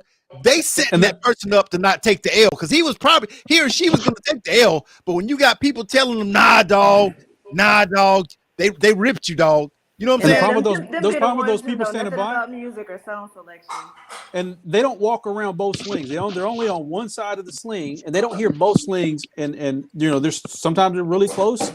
They need to step back and go hear the other sling and to see the difference. And they're only on one side. Yeah, but at the same time, when you got 3 judges and they all vote different, I mean, you know what I'm saying? Yeah. They're right there up close. J-Rock, you got a judge that he don't even vote because he don't know. He ain't going neither way. He just stay in the middle. He ain't even voting for neither one. And then you got one judge that vote for this side and one judge vote for the other side. But what I'm saying is they're right there walking around it. They're close up, but they still can't even get it right. Hey, let me tell you something. It is extremely hard to judge a sound competition. One of my pet peeves though is when a judge is hesitant. It's time to vote. When they show them paddles or scorecards or whatever, you need to be instantaneous when you vote. Don't wait 4 seconds after the other 2 have voted and then make your decision. That is one of my only pet peeves with the judges. I'll take anything a judge says. They're subjective, but when you hesitate, that irritates me really, really bad. Wow. Yeah, you starting to get real deep there, Animal. When you talking about hesitation now, and you gotta realize they listening to from the featherweight all the way to heavyweight. By the time they get all the way up there, they just wore out. Their ears are wore out. It's hard to judge. I agree with that. And that's why we should swap judges out midway. But I'm talking about in featherweight. I'm talking about featherweight, J-Rock. Yeah, they shouldn't hesitate. It should be pop. Right. You shouldn't be waiting 4 seconds after the count goes down. I don't know what's wrong with that dude right there, though. But you already knew. I got a detachable steering wheel. Look, J-Rock, by the time the two bikes have played, there's 30 seconds. I got one too. The judges raise their paddle. At least 30 seconds. Not when. As soon as he says 1, 2, 3, exactly. There should be no hesitation. That is one thing with the judges that bother me a lot. And I know all these judges, most of them anyway, and I know it's a hard job. I've had to do it. But don't hesitate. So what makes a judge then? What makes a judge? Or what qualifies? Yeah. I ask All-Star this all the time now. Oh my God. Because you said you're a music man. You know clarity and everything else. If you're not the kind of person that should be judging a show, what makes a judge to determine on who wins the show? I'm gonna say this, and I'll use different examples. A lot of people hear things differently. You could be, and let me clarify this by saying this is no shots against anybody. Yeah. Nobody. Yeah. A DJ is going to listen to something differently than a sound producer will. That dude in the studio that's producing music is going to hear it a little different from that DJ that's popping every club every weekend. My opinion. This is my opinion again. No shots at nobody. My personal opinion. You have to know who's judging. You have to know what they kind of listen for. There are certain judges I know what they're listening for. So I kind of adjust a little bit for that. That's just me. Should it be that way? Maybe not. Every judge should be equal, but we're human. We hear things differently. We see things differently. That's what I keep saying. And before the show, and when they introduce the judges, before you go in the ring, okay, go to the judge. All right, what are y'all going to be listening for today? How are you going to be judging? Okay. No, I don't think that's a good idea to do that. Why not? If they're using the well, they always say. I'm sorry. Go ahead. I didn't mean to cut No, you. I was just asking, like if you have some of the same judges that are at the events, different events over and over, do those judges tend to develop favorites or become? We're human. We're human. Woo! Here's the thing. So how do you work around that? How are you going to always get first place? You got to play your bike. You cannot play against another bike. You got to play against yourself. You got to do the best you can with your bike. Yes, there's some people that have predetermined factors before that bike even pulls in. Right. I don't care what they say. We're human. Yeah. We're human. Okay. You know. So what about when somebody disrespect you when you with your own song? You mean you playing for yourself? I used to disrespect That's what I was about to ask right there, Megatron. I can't say nothing. Huh? I did it all last year. If you play a song that's on my playlist, I'm coming back with the same song. So damn right I'm gonna come after you because you disrespected me. So don't tell me if I should play for myself. Right. I'm playing to beat your ass. So if you turn up your bike, I'm gonna turn my bike up too. Oh yeah. A lot of these guys they be calling their competitors out. They be doing things purposely to call their competitors out. See, so don't talk about playing for yourself. That's what Megatron talking about playing for a second place trophy. that's when you get caught up. That's when second place. If let's say I'm in the ring and somebody plays a song I have on my playlist, I say to myself, you know what? I think that song will sound better on my bike. I'm gonna stick to my game plan. I'm not going to necessarily. So All-Star, check this one out. Out. When you register for all classes, should you have a sheet to say both competitors going to choose from whatever songs, and they both going to play them same two songs? I don't agree with that. Nah, I don't like that. I'm asking. I'm just asking. Because every bike sounds. I don't agree with that. Let me tell you from a builder and a tuner's perspective. I'm gonna I'm gonna build and tune your bike based on what you give me, your budget is, what speaker brand you like. Every speaker don't sound the same. Right. Some speakers hold different frequencies than others, and that means if we play the same song, your frequency response may be different than this other bike. So I'm gonna tell you these are the best songs for your bike when you get in the ring. If you play them, you play them. If you don't, you don't. Right. You know what would be more challenging? What would make the sound competition even more challenging? If the judges or the platform was to have a selection of songs to say, let me see what your bike can play. Now I'm gonna give you one. Wait, listen. I'm gonna give you one jazz music, one vocal music, and one bass music, and let's see what your bike can handle. If your bike can't play those 3 songs, you're out. Now they can play them. That's a competition. That is a real competition right there. That's how it should be. Not you spending 10 hours working on the same song in your garage and you know that your bike is tuned for that. My bike might not be tuned for jazz music. I'm gonna let D-Rock. J-Rock. Look, I'm gonna let J-Rock go first. J-Rock, go ahead, J-Rock. Go ahead, J-Rock. I'm in church now.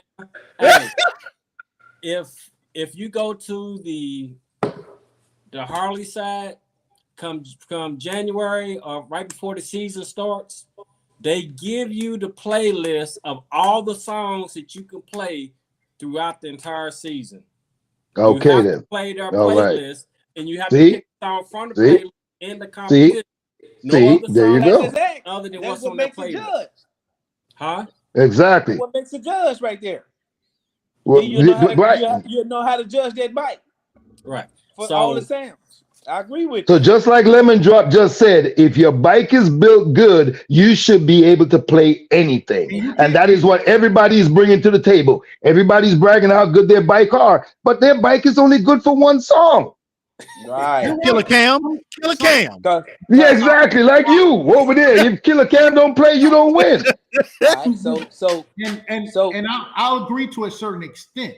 Some of these bikes, when they're tuned for Killer Cam.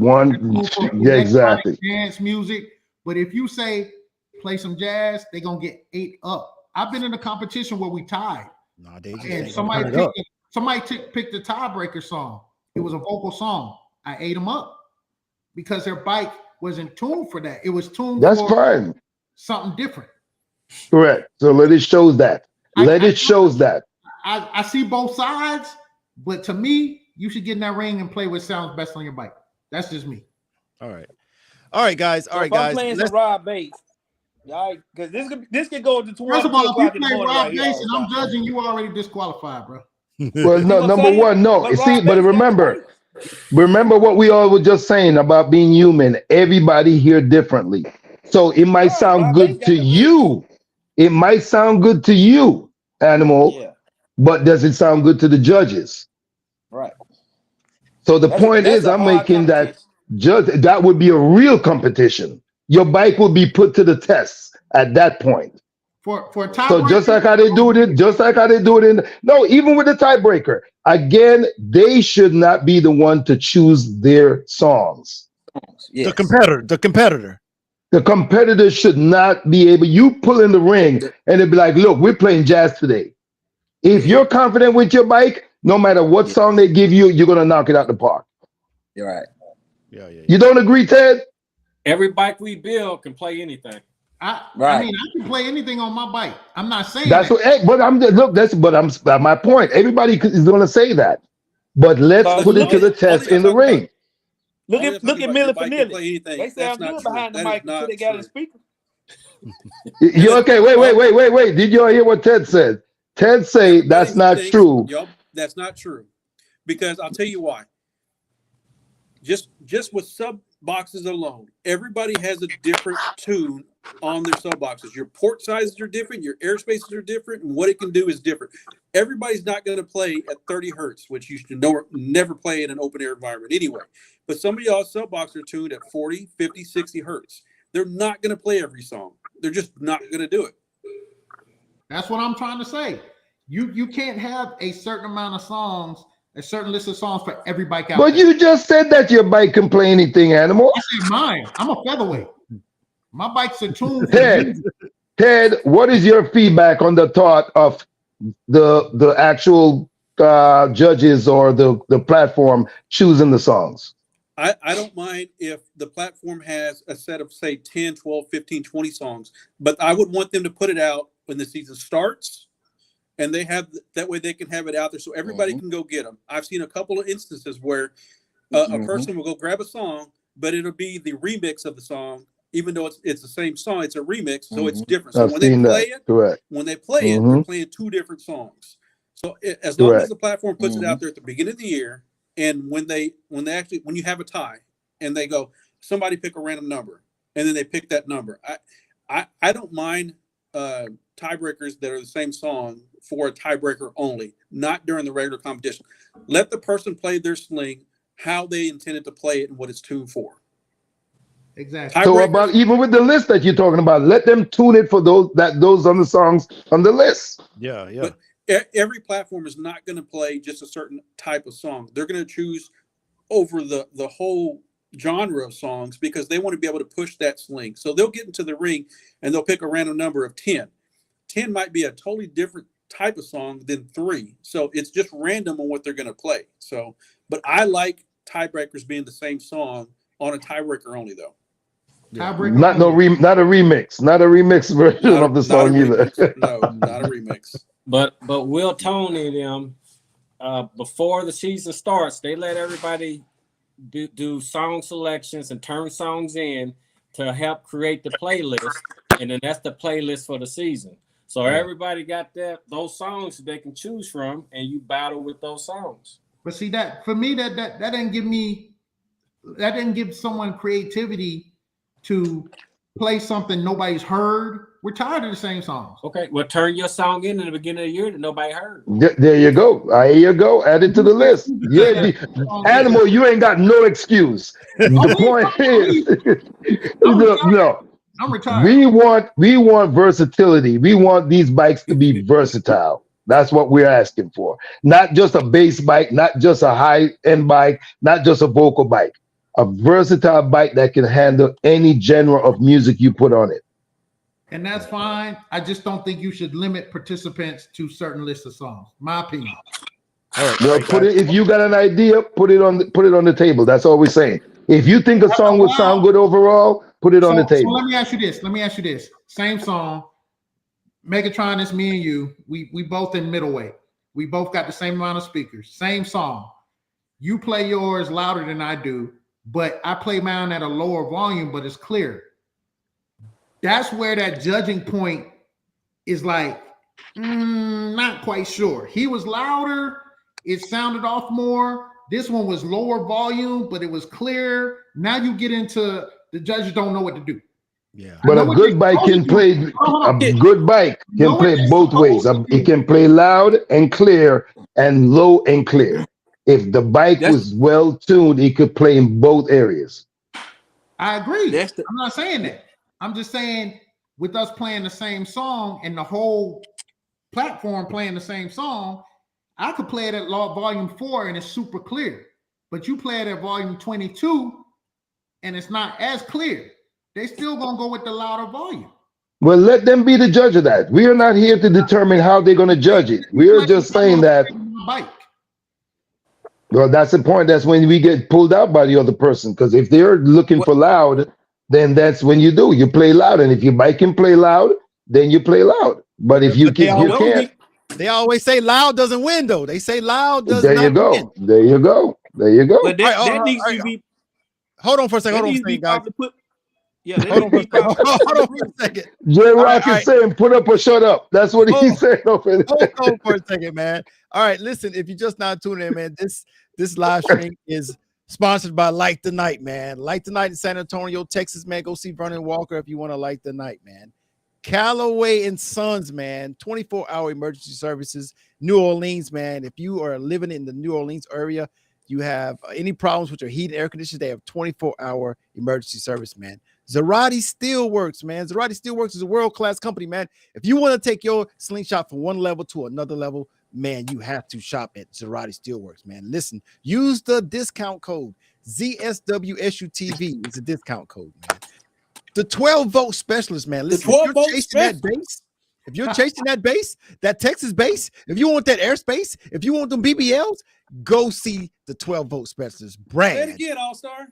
Go see the 12-volt specialist brand. All right. All right. So listen, I want to change gears, man. Hey, hold on. Can I read one thing, All-Star? Go ahead. So TJ said some songs sound good on some builds and some on others. Tuning, staging, etc. If I get in the ring and I want to win or lose based on the song I picked, I don't want to win or lose based on the song somebody else picked. Let me do my thing. No, let the bike do its thing. Let the bike do its thing.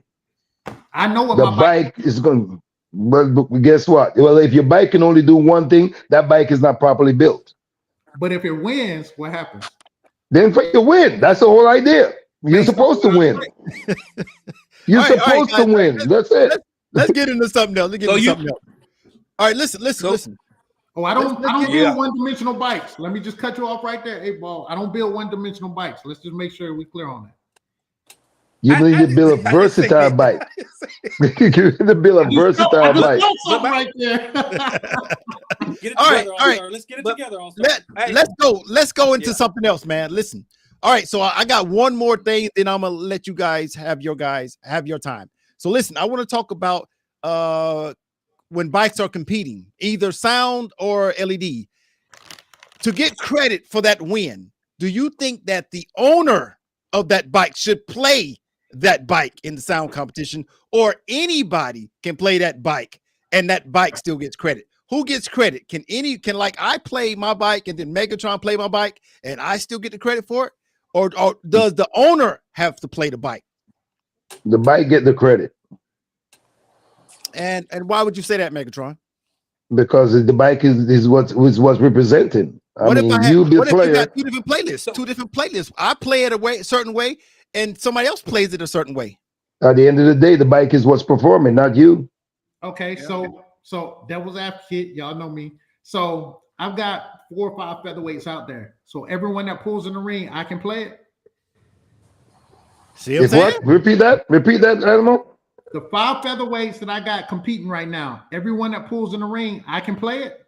As long as you're not a sponsor of the show. There you go. So I can play 5 featherweight bikes. So that's what I for to say. As long as 2 of them ain't as long as you're not a sponsor of the show. Ted, how you feel about that, Ted? Yeah. Oh, it don't make me no difference. I've done it both ways. Brad's played my slingshot. I played my slingshot. There you go. There you go. Yeah, the credit goes to the your bike. case. We're talking about 5 right now. I don't care. You play 10. It don't matter to me. You still only going to get 1 first place and a 2nd place trophy anyway. Listen, look. Who do no? Let's be realistic. Who do you normally remember of the win? Don't you remember the bike more than you remember the individual? Yes. Right. I think they write the name of the bike on the score on the owner of the bike. There you go. You remember the bike more than because that's what is the focal point. Everybody's standing around looking at the bike. They're not looking at the individual playing the bike. So whether or not Ted played for a day, they're going to remember that it was Ted's bike that won that show. So what happens if I play 3 bikes and then I got to go against myself? What do we do? They're going to remember the bikes. They don't care who's standing behind pressing the play button. How do I play against myself? That's my question. You can't play against yourself. So, but you said it's okay for me to play the bikes as long as I don't You win. play the other bikes, but like you said. You can't play against yourself. So that's it. Hold on, though. If I play my bike and my wife's bike and I beat everybody in those 2 bikes that are in the finals, then what do we do? There's a first and a second. Play her bike. So now she plays the bike only because I made it to the finals.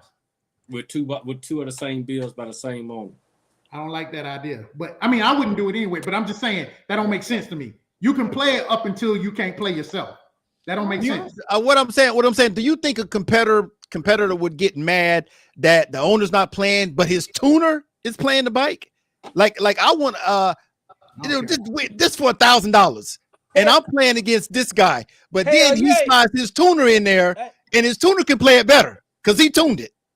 It got to be an exception. You're right. It got to be an exception. So are we going to say I done seen tuner's clip? I done seen tuner's clip. I just saw that happen. Yeah. Yeah. Now, okay, here it is. D-Nice say you can't play the same bike in the same class, 2 bikes in the same class, which I agree with that. So what you're saying, Animal, it's not possible for you to do anything that you're thinking. I mean, y'all said it was okay. That's the only reason I mentioned it. No, we're saying all we're saying is that all we're saying that somebody else other than the owner can play the bike. We didn't say you playing 3 bikes. We saying somebody else other than the owner. But you would have to draw the line somewhere. You would have to draw. If you let, well, how can you play 3 bikes? Think about it. How can you play 3 bikes? But you can't tell somebody else they could play a bike, but I can't play 3.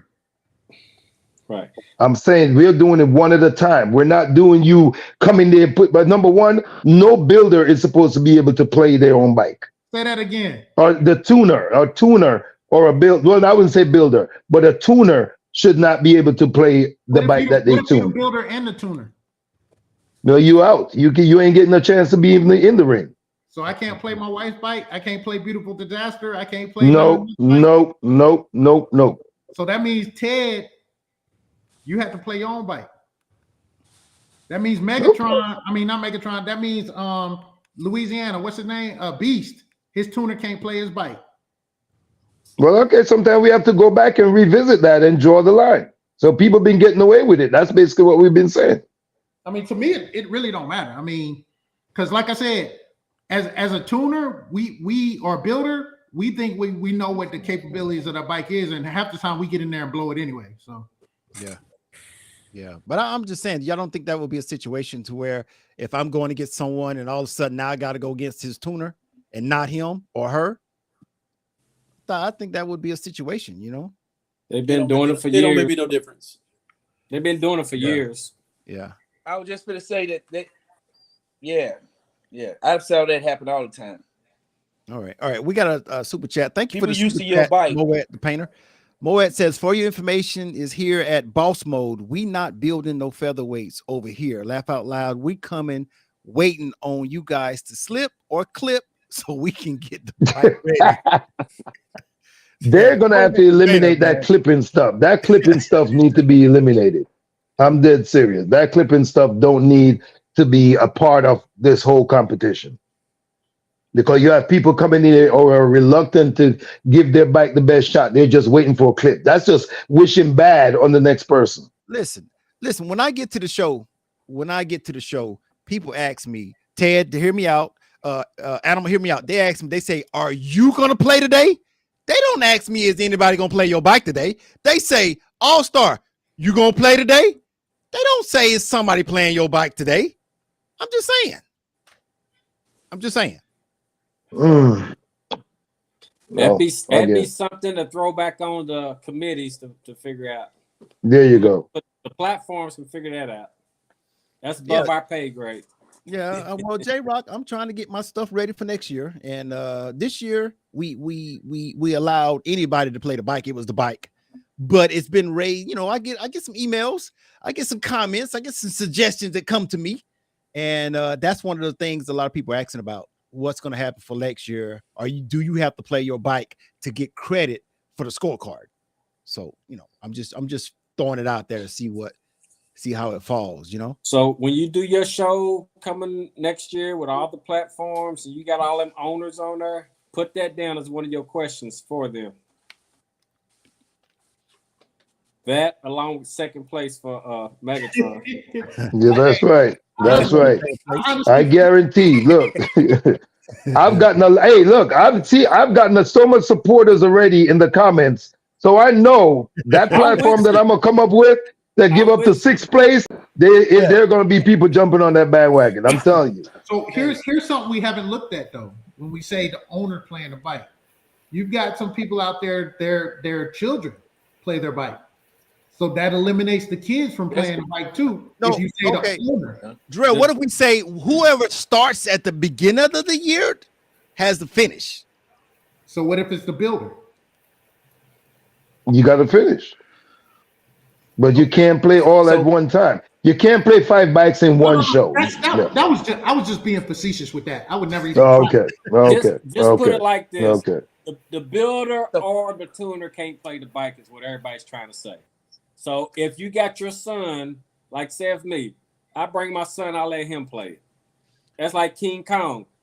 Justin don't want to play the daggone bike. He let his son play the bike. Yeah. But Justin can play the bike. So long as your name is on that declaration page on that insurance card or on that utility bill or in that household or on that lease, you can play the bike. Yeah. So somebody Exactly. so the rules would be somebody in the household or somebody related. No, he's being facetious too. Don't fall for that. All we're saying is it's okay for somebody other than the owner to play the bike. I might be at a show and I'm there to compete and I'm not feeling well. I might get a headache from the damn sun. I might just say, you know what, animal, man, go ahead and play my bike. The person who owned the bike is the one should get the recognition. As long as it's not the builder or the tuner that plays it, though. What difference does it make if it's the builder or the tuner? That's oh my God! Listen. What about? I think J-Rock just said this. What if Megatron gave me his bike and I go play his bike, but Megatron is not even at the event? Now, correct. To have that person standing there watching somebody else play their bike. What do you think about that? I'm here. I'm able. I can play, but I'm gonna let somebody else play. What's wrong with that? It's a choice. I would say maybe if I can't make it because I got to work or I got something going on, let me send my bike to go get played. So wait. So the kids that's playing the bike, does the bike belong to them? No. The bikes don't belong to the kids that's playing the bike. They don't. You got a point. Okay, then. So that's what I'm saying. So the point is, you should have the right to let somebody else play your bike. Everybody's doing it. It's your bike. Yeah. I think it's gonna stay the same. And guess what? If that person lose playing your bike, then guess what? You have no right to be upset either. Because you might be able to play that bike better than they do. So my only thing with that is you cannot eliminate builders or tuners if y'all are saying anybody can play the bike. You can't eliminate them. Bro. Well, we just said it to you. Ted plays Brad bike. Brad plays Ted bike. They're okay. They're tuners. They're builders. Okay, you want to feel special? This is what we're gonna do. We're gonna give you an opportunity to represent the bikes that you build, and you could get first, second, third, fourth, and fifth place because you got 5 bikes that's coming out of your shop. See, this is what you're not understanding, Megatron. I'm not playing anybody other than mine. The point is, if there's a set rule, it has to be a set rule. Right. That's all I'm saying. If you say anybody can play the bike, that means anybody. You can't say anybody but the builder or tuner. But that was not really the question. That was not the question from All Star, though. The question was, who gets the recognition? Does the bike or the person who play the bike? The bike. Exactly. That's where this whole thing started at. Right. It's going to be the bike. We're going to keep it the same. We're going to keep it the same. Another question on that, All Star. All right. So my bike be out probably spring. So I can't play mine at 3 Wheel Show them because Diamond Design is a sponsor. So can I let somebody else play my bike? Talk to me, Monique. Talk to me, Monique. Talk to me, Monique. I'm listening, J-Rock. I'm listening. I used to do the DB drag races. I'm just saying, I'm asking for a friend. Okay, I don't think so. It's a conflict of interest because you built the bike. I wouldn't. I built a lot of bikes out there. I know, but if it's your personal bike, I don't think so. I think I would leave that alone. Sometimes you gotta. You are a sponsor. Sometimes we have to pull back out of certain things. Hey, I just put the question out there. The answer to the question would be no. One, it's a conflict of interest, and you're going to put doubt in other competitors' minds. Yeah, I know. I just had to throw it out there since Animal was putting all this shit out there. Can I ask y'all a question? Hold on. The builder. What kind of? Come on, Jarrell. I want to ask a question. Okay, so Diamond Design, Ted, you got RCB, you got Jack. Okay, all of y'all are bike builders. So I'm looking at it as y'all need to have your own category where all of you guys compete. I'd have seen RCB compete at the show. Yeah, but I'm just saying, like, you know, I know at the beginning of the season, all the rules came out, and then they kind of changed a little bit. But I'm saying, like, I feel like Jarrell, all of you guys who are bike builders, if you're putting in a shop bike, then you guys need to compete amongst each other. What's a absolutely? What's the definition of a shop bike? Oh my A God, shop J-Rock, bike stop, is- J-Rock. J-Rock, you know what it is. It's No. my personal bike that I built with my Okay, hands. but you Stop. are representing I wanna a hear. shop. You I are need to hear. representing a shop. Every bike I Jarrell- build represents my shop. Jarrell, you're representing a shop. So you're saying I'm my personal saying, bike? Ted, am I wrong for saying this? You guys are representing shops and you guys are creating these bikes. I think it needs to be y'all need to be competing against each other. Okay, I got this one, y'all. Please. Go ahead. My wife competes. I built her bike at my shop. Right. She has a sticker that says Armor Custom Works on it. Okay. She's You a telling me customer. she's not a customer, she's my wife. Okay, you're talking about your wife. I got you. So where does But she she compete? is associated with you. So where And does she she compete? is representing Armor Customs. So that bike is being built by you, then it needs to compete in that category. What category? In the shop owners category. Now, so if that's the case, every bike I build, if I build a bike for my friend, is that a shop bike? No, that's somebody that So you're telling me my wife- wait a minute. That's a customer coming in and paying for you to do whatever you do to their bike. What if I And build it then in my after garage? that, it's not like, this is the thing. It's not like, okay, I'm going out competing, and then tomorrow when I get back home, the bike's going, like when you are a shop owner, you're doing more to your bikes than an average person would That's do. a lie. No, That's a that's a lie. lie. Ask No, my wife- no. Whoa. Say that No. again. Say that again, Monique. Good No. God. I believe you Let are. me You get guys this. are. You're Let me get tuning. this. You're doing that. Listen. Please listen. No.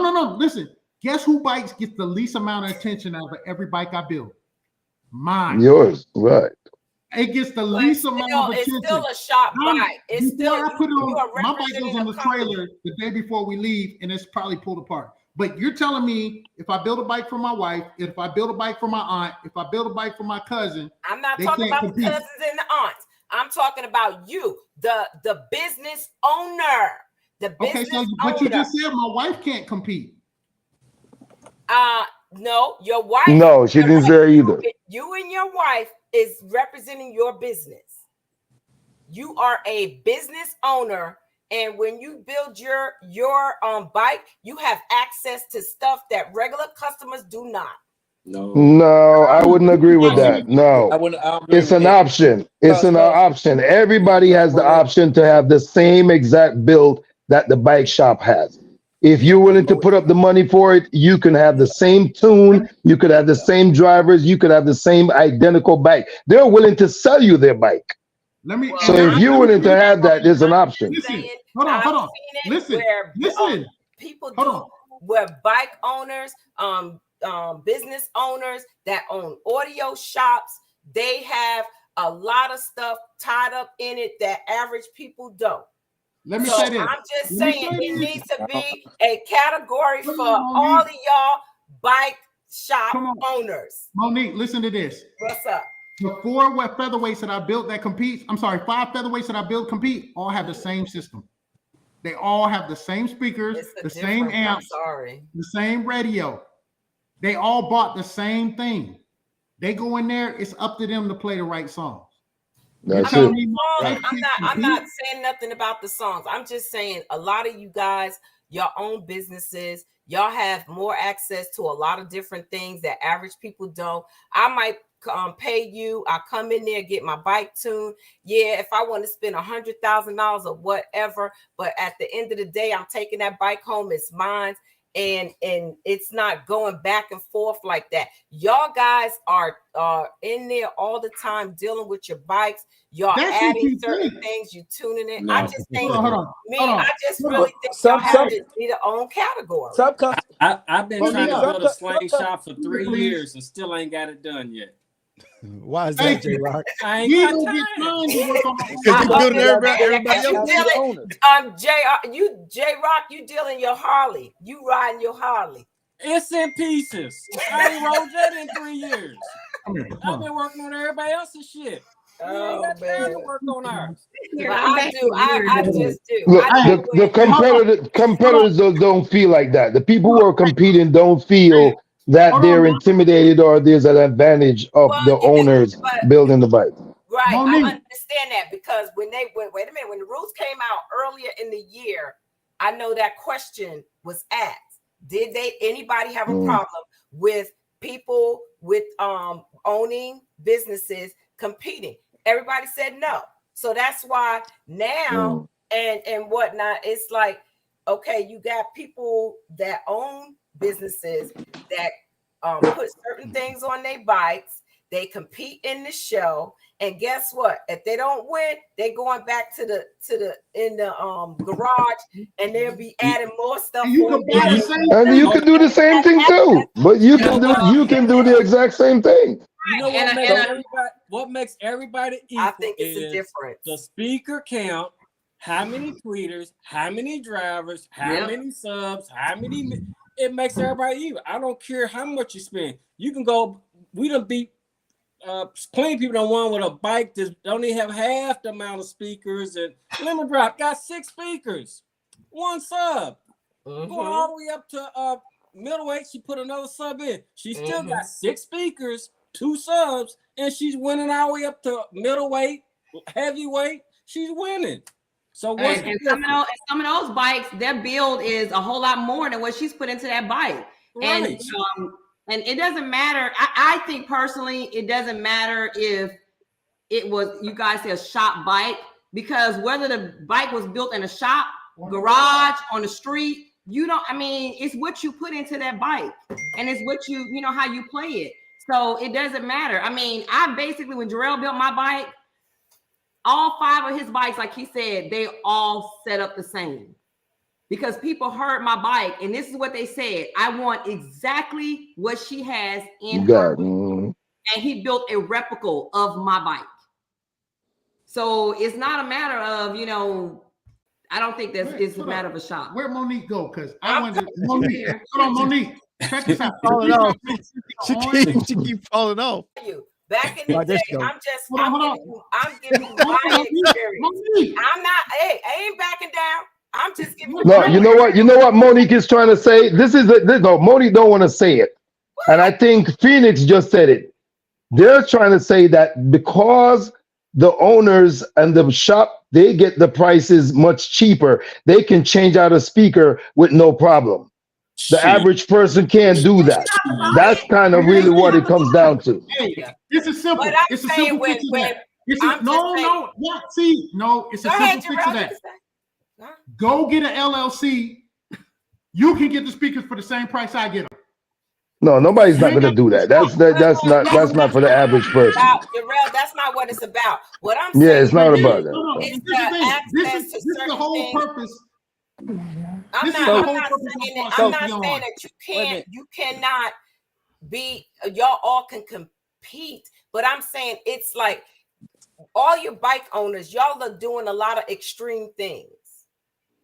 And I'm building 7 speakers inside every time. So let me ask you this. Hold on, I got one question. Let me tell you something. If I was a bike owner and I'm hooking up my bike, I'm not getting in there with lightweights, featherweights, or whatever. I'm going to the extreme because first and foremost is when the reason why I will get into the extreme, because all these custom shops, I want to know the shit that I put in and I built is beating their asses out. You can, and that lets my customers know my shit is good. Bring on, come on with it. I'll build yours. That's it's different. Mo, I don't know. Mo. I got a question for you, Mo. So, Mo, if I'm gonna take my bike to whomever, and I'm gonna spend 100 bands, and he the owner, and his bike sound magnificent, but I'm gonna spend 100 bands. You don't think my bike should sound better than the owner? I don't give a damn what kind of speakers he got on it.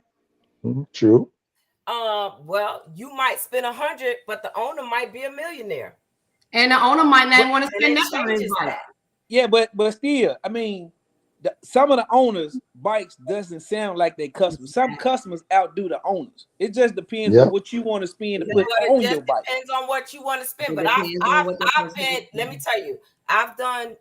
This is in the car show thing. I know the slingshots are totally different, but I'm telling you, when we used to do like back in the day doing the car shows, you have like we put the actual audio shops. I mean, they do extreme. They are extreme because they're trying to compete with all the other shop owners. And my thing is, once you start, like if you competing with all the shop owners, and it gives you an idea of who can do what. So that's all I'm saying. I tell you what, Monique. I'll sell you our heavyweight. You can have our heavyweight. I'll sell it to you. I just think it's I'm crazy. just saying, though, you know what I mean? It's like y'all are building these bikes. Y'all, I mean, if you building, you want to compete with other people that's building too. Everybody so builds. It makes everybody build somewhere. You do it yourself. Everybody builds. I know. You don't just wake up and it appears in your bike. Somebody had to build it, whether you did it or a shop did it. It's a shop bike if a shop did it then, if that's the case. My next door neighbor, Raul, just built the bike. Right. So here's the thing. Raul got a business? Yeah. What difference does it make when you have an LLC or not?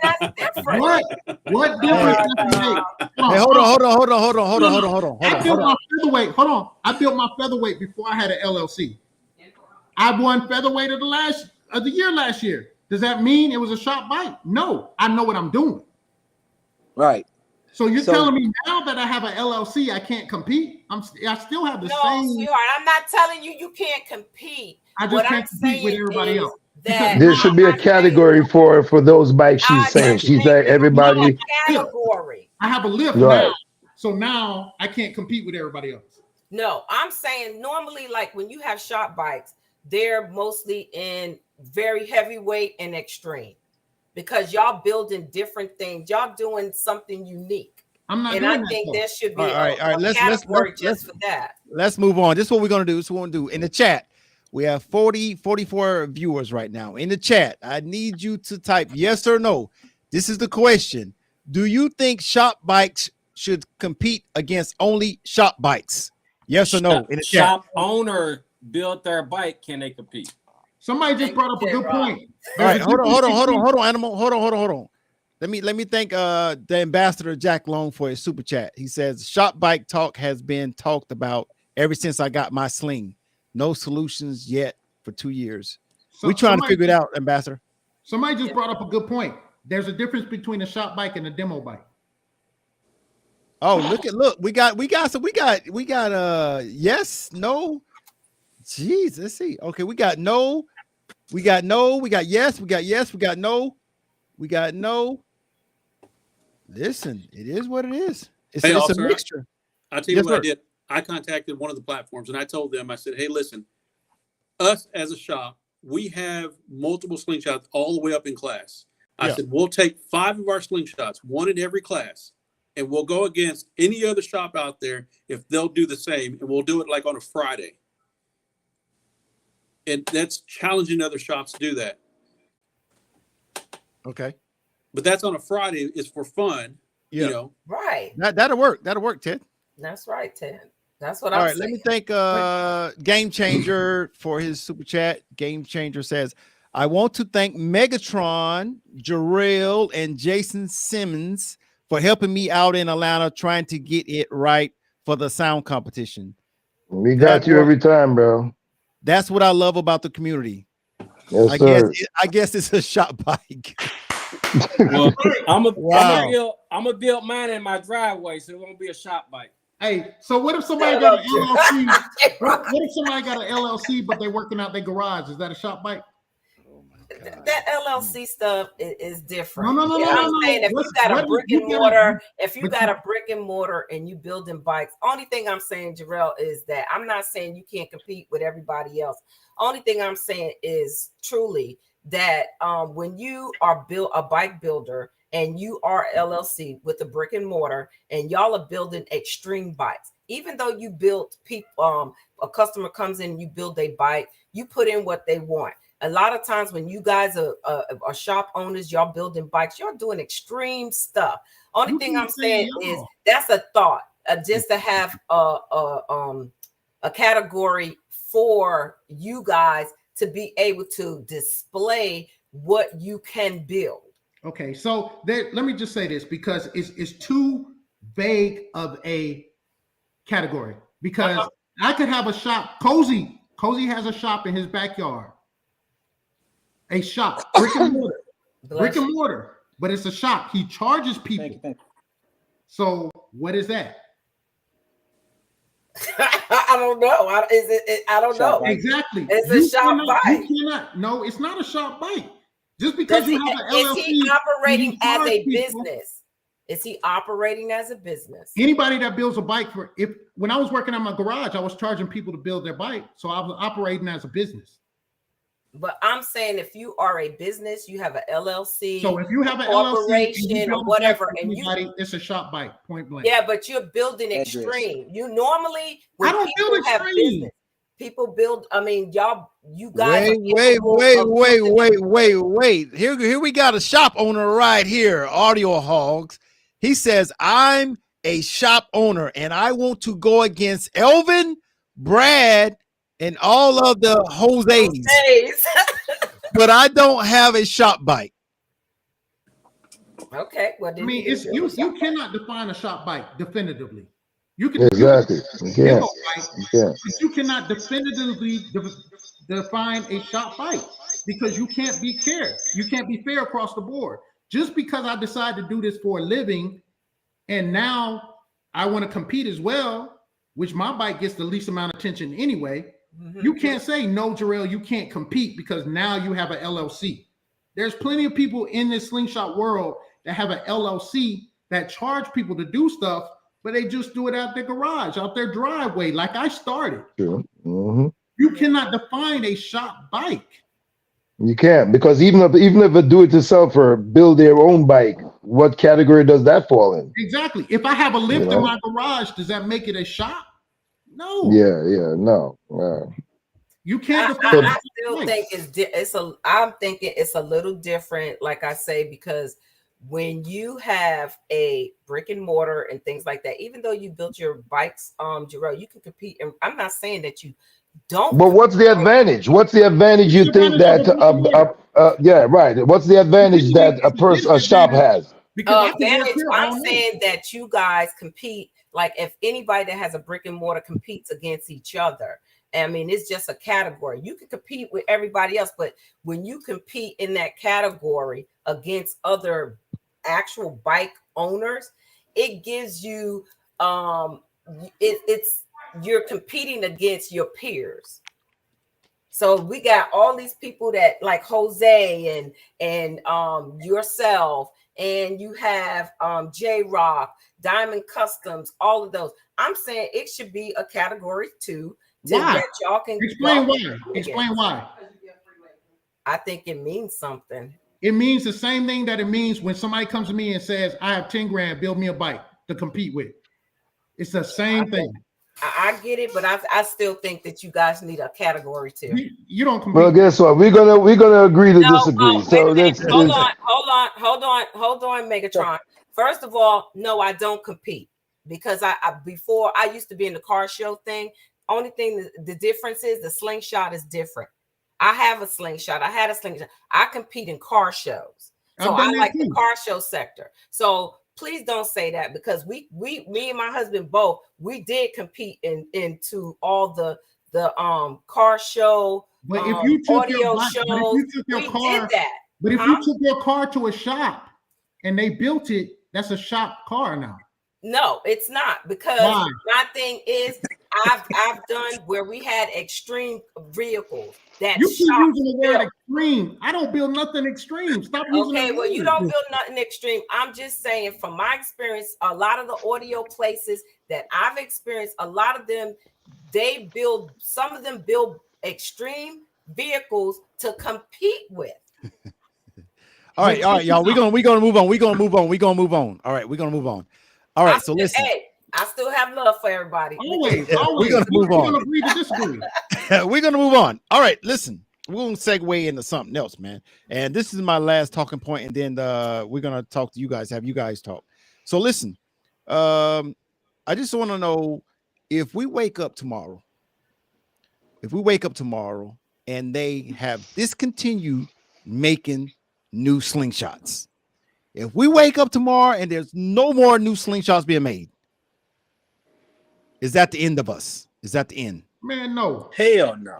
Hell no. They still got Hell Model no. T's running around, bro. Hell Model T's running around. So what y'all say? Exactly. Yeah, you got cars from the 30s still running around. Why the hell wouldn't the slingshot last for another 20 years? What I'm saying is, what's gonna happen? So you slingshot prices We're gonna die before the slingshot, because all old people that have the slingshots.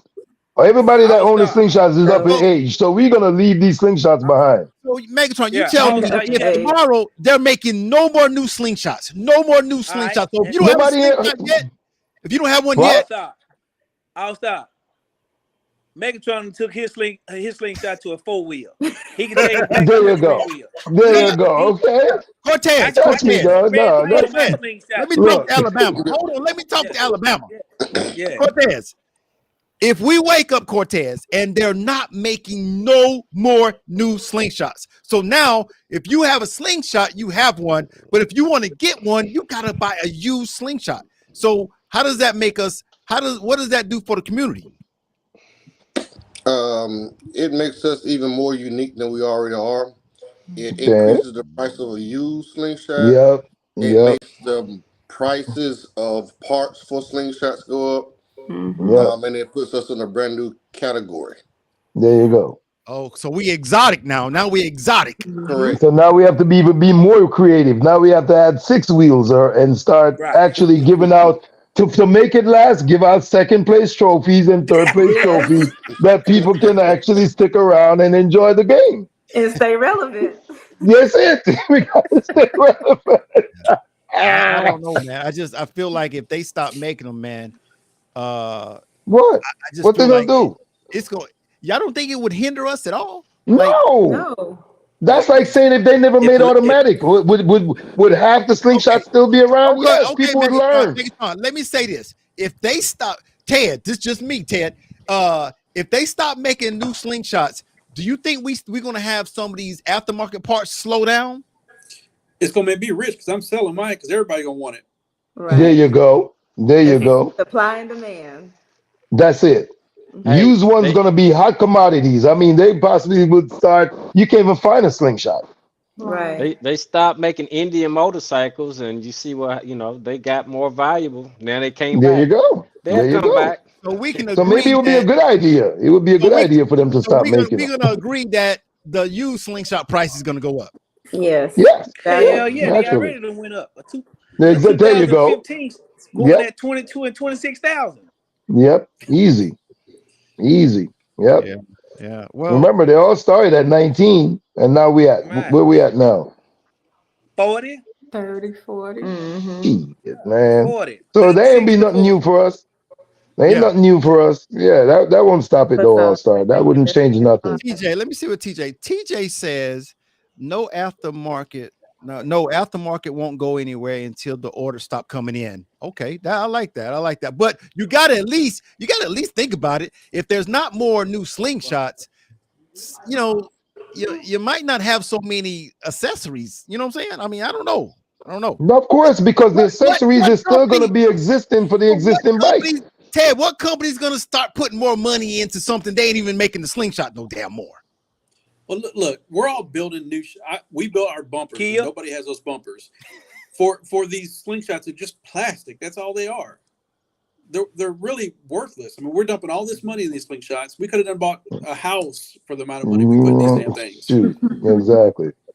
It's just gonna make it even more relevant. That's it. Right. I really Trust think me, if All they Star, ever it did, will work. if it ever did stop, they stopped making them. That'd be just like the Bronco. You know, it disappeared for years and it came back, and that's one of the highest selling vehicles out there right now. So it'll Right. just come back. Like Come back in sales another demand. generation. That's it. It'll come back in another generation. Uh-huh. Hey, They're gonna start making electric. You're gonna have electric slingshots soon. Watch. They're yeah. gonna start. They're gonna Hey, make electric slingshots. it's already been discussed, bro. There you see. There we go. Already been discussed. Look, hey, I appreciate all y'all. It's 11:30 on this side of town. I gotta go to bed because I gotta get up and go to my shop. No, man, you supposed to stay up for my birthday. You got to. You might well stay on up to 12 o'clock. Man, I gotta get to the shop in the morning. Yeah. Hey, Jarrell. Man, Hey, Animal. I appreciate you coming on, man. I appreciate you coming on, bro. Yeah, I got some bikes to build in the shop. Gotta go, bro. Shop bike. Nah, his wife said bring his ass to bed. Oh, That's shit. what that is. I'm That's doing cap. Everybody getting it. Everybody getting it. They done got at me because I shut down. Hey, I'll take that, but I don't know. She might be mad because she can't compete because she got a shop bike. Oh my Ain't God. nobody said that. I did not say Go that. to bed, Gerald. Go to bed. Don't start none. Won't be none. Go to bed. Don't start none. Won't be none. Look, take the shots Being and keep it messy. moving. That's what we do. We take the shots and keep it moving. Go to bed. All right, y'all. Hey, Hey, Animal. appreciate y'all. Thank you for everything. Good night, bro. Appreciate you, All Star. Keep doing your thing. Megatron, J Rock, all Yes, y'all. sir. Y'all All be right, good. my man. Be good. All right. All right, guys. So the floor is yours, guys. I'm done. Let's start with Ted. Ted, the floor is yours, sir. If you have a comment, you want to address something, suggestion, the floor is yours, sir. Everybody in the live chat is listening. So the floor is yours, Slingshot Audio Garage. Okay, I've got a comment based on a lot of the traffic that's been on Slingshot Audio Garage lately. It's about competitors or people who have been making these comments about they're not having fun anymore, or the competition is this, or it's too long, it's too short. What do we do about changing the rules? Until you get with the platforms, none of the platforms have put out there that they're going to be changing any rules for next year. None of them have put out there that this is wrong or that's wrong.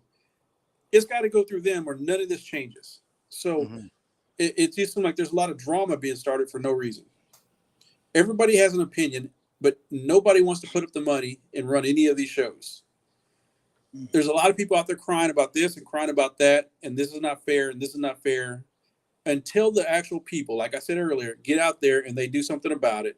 They run one of these shows, and they actually see what behind the scenes, how much it takes to put on one of these shows.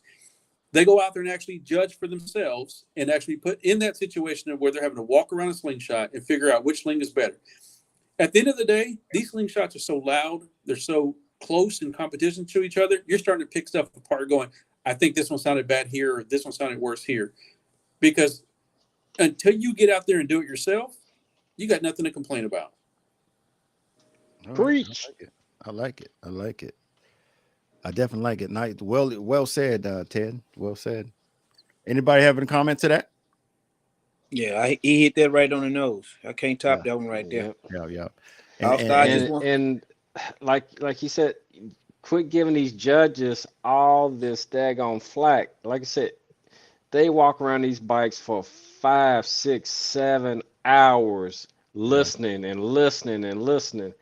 So, hey, like Ted said, until you get out there and be a judge, you can't say nothing about what these judges are. It is hard to judge and be standing next to these bikes and say, well, dang, is it this one or is it that one? Well, and I don't know which one it is. Well, I'm going to pick this one because I like something more than that on this one. So it is hard. And don't forget, if you do have a slingshot and you don't put more money in it than what you paid for, do not forget to call your insurance agent and get a stated value policy. They will not cover your slingshot if you tear that sunbuck up. If it comes off the trailer, you only getting what the book value of your slingshot is. You may only get 20 grand for it, but you got 25 grand in accessories on it.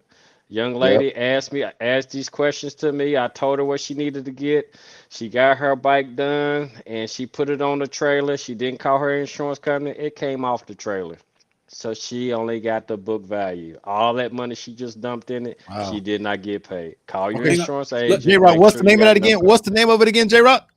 Stated value policy. You Okay. have It's not to have a everybody giving stated that value though. policy on your slingshot. If you put Say $25,000 in your slingshot, you need to have a $50,000 policy on it at a minimum to they're cover not you gonna if give you that. something happened. Yes, they will. Say what's the name what's the one that everybody go to? Safe. That's the one that's Safeco. Safeco. Safeco If is you only got giving you $3,000 extra. They're okay, not giving you nothing get a about no new insurance 50,000. company, sir. Get a new Well, insurance I'm company, just no, sir. but see, the reason why a lot of people go to Safeco is because of their price being so reasonable. Nobody's Well, gonna that's pay that. $500 a month for insurance on a slingshot. If you put $50,000 in your damn slingshot, you better. Again, at the same time, if tell me the company that will give you the $50,000 policy, I got Allstate. and Allstate will do that. Yes, my Harley has $50,000 No, worth of don't come with coverage a on it. Harley. Don't come with It a don't Harley. matter. We're talking about It's a slingshots. stated No, value. no, no, no. Because the Harley Megatron, is in a different Megatron. category. What do you do for a I've living? called three. I've Megatron, called three. Listen to me. Megatron. I What you do for want a you living? to tell me. I What you do want you for a to living? tell me. That's not important. I want you to tell me the company, put it out here that people can go from Allstate, here. Listen to me. Allstate, I've called Dairyland, Allstate. I've Allstate, called Dairyland. Safeco. Progressive is the only one that No. will give you something close to that. Maybe Call in me, Florida. Maybe in call Florida. me tomorrow. Maybe Call me maybe in tomorrow, Florida. and I will Maybe in call on Florida. three-way But with you, look, no matter where you live at. In ATL, our insurance is higher than anywhere in the world because this is a accident-prone state. No. Megatron, contact And we had that Justin. discussion. Go ahead. Contact Justin Wilson, who has a slingshot. He does insurance for these slingshots. Contact him. If he can't do it for you, he can direct you into a place where you can go. He said it in the past about upgrading your insurance for these slingshots. Exactly.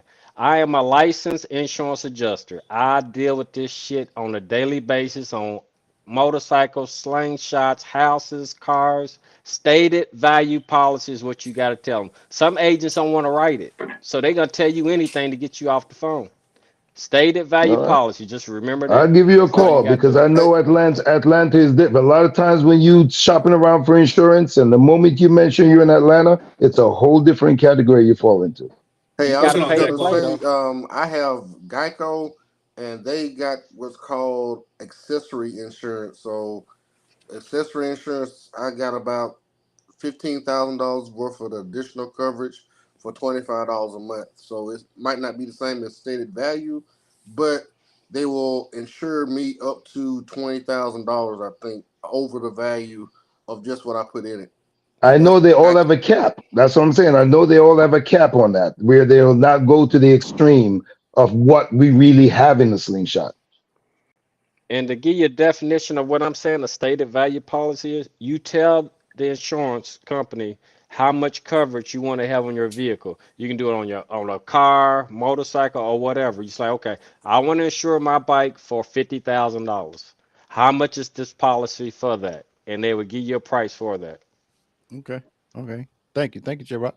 All right, let's keep moving, man. Ted, you finished? Yeah, I just want to address one quick comment. Okay. Rob the Plumber 01 said bikes are being built for next year, and any changes could affect these builds. We need to know.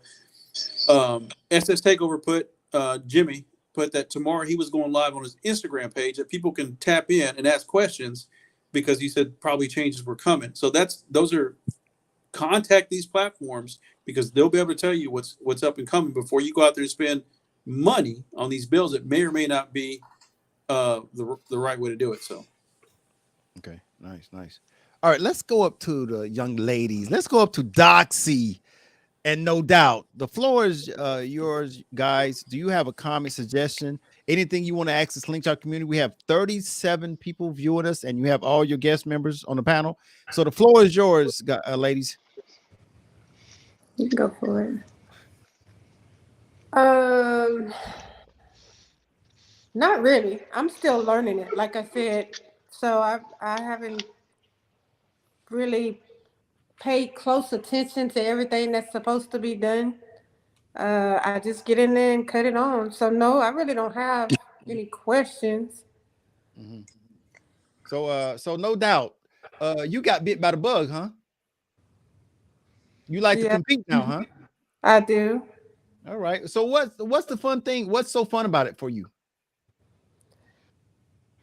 I guess it would be the adrenaline from the crowd now, and the sound of my bike, because Nice. I find songs like I like R&B and I like soft music, ballads. And then when I play it in that slingshot, it's like, damn, that sounds really good. And then I end up playing something that I haven't heard. So at first it's like, is this gonna sound right? And then you get out there and it sounds really good. So it's the adrenaline junkie. That's all. Nice. Well, listen, ladies and gentlemen, this is No Doubt. She's in Houston, Texas, and we're going to see her in the future. So when you at the shows, you see her pull up. Her name is No Doubt. Doxy, what's up, Doxy? I'm still hanging in here. Doxy, you got bit by the bug too, huh? Well, I guess you could say that. I just want to be in it for fun, Win, that's great. Don't win, that's another story. Go try to figure out how to be better. But I'm all about having fun, meeting new people. Met a lot of great people throughout the last couple of years. Yeah. Yeah. You able to not be so nervous in the ring? I'm getting more comfortable. Yeah. You didn't look really that nervous in San Antonio, but you didn't move at all. You was kind of stiff. Right. Stayed in that same position. Yeah, I gotta get a little more comfortable with it. I think that'll come with time, definitely an experience. Yeah. Start jumping around to different platforms, push and play. That'll help you out too. All right, man. All right, we're gonna keep it going, man. Let's go down to Cortez. The floor is yours, sir. The floor is yours. Alabama. Please give us those dates for the Alabama event. The Alabama Roundup is October the 14th at the place that we call the Yard. It's on, I want to say it's 4247 South Court Street, but y'all give me a call or holler if y'all want to try to come down that way. But Alabama kind of has its own sound competitions as well. We have sound competitions with all 5 weight classes, light competition, best in show competition, and we also have Spider and Riker sound, light, and best in show competitions as well. I give out belts for the slingshots, the chains for the Rikers, and we do have first and second place and everything because that tends to get more people out to the events and want to try to compete. Thank you. Yeah. So we do it at least 3 times a year. Normally spring, summer, fall. So the fall, and this is going to be the big one where everybody comes back to defend their belts, because in Alabama what we do is I bought the belts out of my pocket, so the belts get transferred kind of like you do in wrestling. Whoever has the belt holds on to the belt into the next competition, but they also get a first place trophy, so they get to keep the trophy. But the belt, if they retain it, they'll keep it for the next competition and so forth and so on. And second place also gets a trophy. So that's how we do the belts. The chains, they get to keep the champ chains because the champ chains are like $30 each, but the belts were $150 each, so they can't keep those. But anyway, that's on October the 14th. And that's in Montgomery, Alabama. Montgomery, Alabama. Okay. Montgomery, Alabama. You came to, it was similar to the one you came to at Miss Lena's Thump Day. That was a nice one. Yeah, so it's similar, but it's gonna be bigger than that one. Oh, really? Okay. Nice. Yeah. Nice. Yeah, but all I just want to say is, man, keep doing your thing. Love what you're doing for the slingshot community. I appreciate you coming to Thump Day. Appreciate you coming down to Montgomery. And any way I can support you, brother, I mean, I appreciate it. Hey, Cortez, before you go, let me ask you a question. I've been meaning to ask you this, man. Listen, you're an owner of a slingshot, you're the owner of a Riker, you're the owner of a Spider. So how are you driving all 3 of these things, man? Well, which one? Something's not getting driven, bro. No, I alternate once a week. Basically on Monday I drive the Spider. Wednesday, I drive to Riker, and normally on the weekends, I drive to Sling. The Riker I actually bought for my wife, but she doesn't ride as much. She will ride locally with me within like 30 to 45 minutes. Yeah. But for those long trips, she won't ride. So I end up alternating, or depending on if I'm riding with a Riker group or a Slingshot group or a Spider group, that kind of dictates which one I ride. Okay. But I do ride them all, bro. All right. So we're gonna keep going with Megatron. The floor is yours, sir. ATL, stand up. Atlanta, Dirty Bird. What's up, man? Well, I mean, a lot was said tonight, man, and I just really wish that after all these several podcasts is talking about what people would like to see on these platforms, at some point just start getting some type of initiation to see what the take would be on all of that. You know, we talked to it blue in the face, but nothing is being done. So I just feel that at some point something need to be addressed, and we've been addressing it, and nothing is really being done. So hopefully they're listening, and hopefully, you know, we can keep looking forward to bigger and better shows, but getting more people involved. That's basically all I want to see. Nice. All right, appreciate it. 8 Ball, Memphis, Mid-South Slingshot Club. 8 Ball, the floor is yours, sir. We got 34 people viewing us, and you got all your panel guest members. So the floor is yours, sir. Hey, man, I thought you were going to wait to straight up 12 o'clock your time and tell me happy birthday first, but you ain't. Hey, you got 3 minutes. You got 3 minutes, man. All right. Hey, man, real talk, though. I want to give you your props. I want to give you your flowers. I appreciate you doing this, first and foremost. A lot of people don't know what it takes and how hard it takes for you to podcast this each and every time. I appreciate you allowing me to be on here. But I'm like everybody else said, man, there's a lot of stuff being said tonight. I think as the Slingshot community, we do have to set a lot of more rules and everything else for this stuff go along for the long haul. If we don't set a lot of rules, and probably even get a book to put the rules in and let them go to each competition to make this a successful thing, I think, man, that's one of the things that we miss. Yeah, I like that. I like that, bro. All right. Thank you, bro. Let's keep going to Monique. Monique, the floor is yours, ma'am. I just want to thank you for having me on, and I enjoyed being on here with all of you guys talking mess. I do. I love it. I mean, everybody has their opinion, and it's unique. It's it's good to throw things out and see how people act and stuff. But and the responses you get back. I enjoyed this evening, and for me, I just want to be able to go to more shows, like Megatron said, that's more well-rounded and has a little bit of everything. And it's appeasing everybody. And I think, just like he said, the only thing you can do is put it out there. The people who are doing the actual putting on the shows and things like that, sometimes, you really got to go back to the drawing board and kind of look at the season itself, and we putting everything in your hands to maybe come up with a better, well-rounded show for the 2024 season. Okay, nice. Yeah. All right, J-Rock. I know you already spoke, J-Rock, but I don't know if you had something else to say, sir. You piggybacked off Slingshot Audio Garage, but I don't know. The floor is yours now, J-Rock. Well, it's just it's always a pleasure being on the show. Always great just getting the insight from everybody, and just throwing stuff on the wall and see how it's gonna stick. So yeah, I guess I'm gonna build a bike and I can't never play it, so I'm just Oh, don't even start. Y'all not even gonna rag me about that. I'm just saying, I didn't say you couldn't play it. I said y'all just need to have.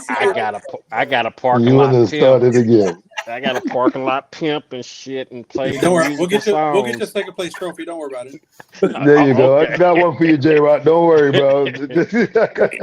And I'd like to go ahead and give that happy birthday to somebody. He just turned 19. Right. Yes, sir. Happy birthday, bro. Happy birthday. Happy Smurf Day. Happy birthday.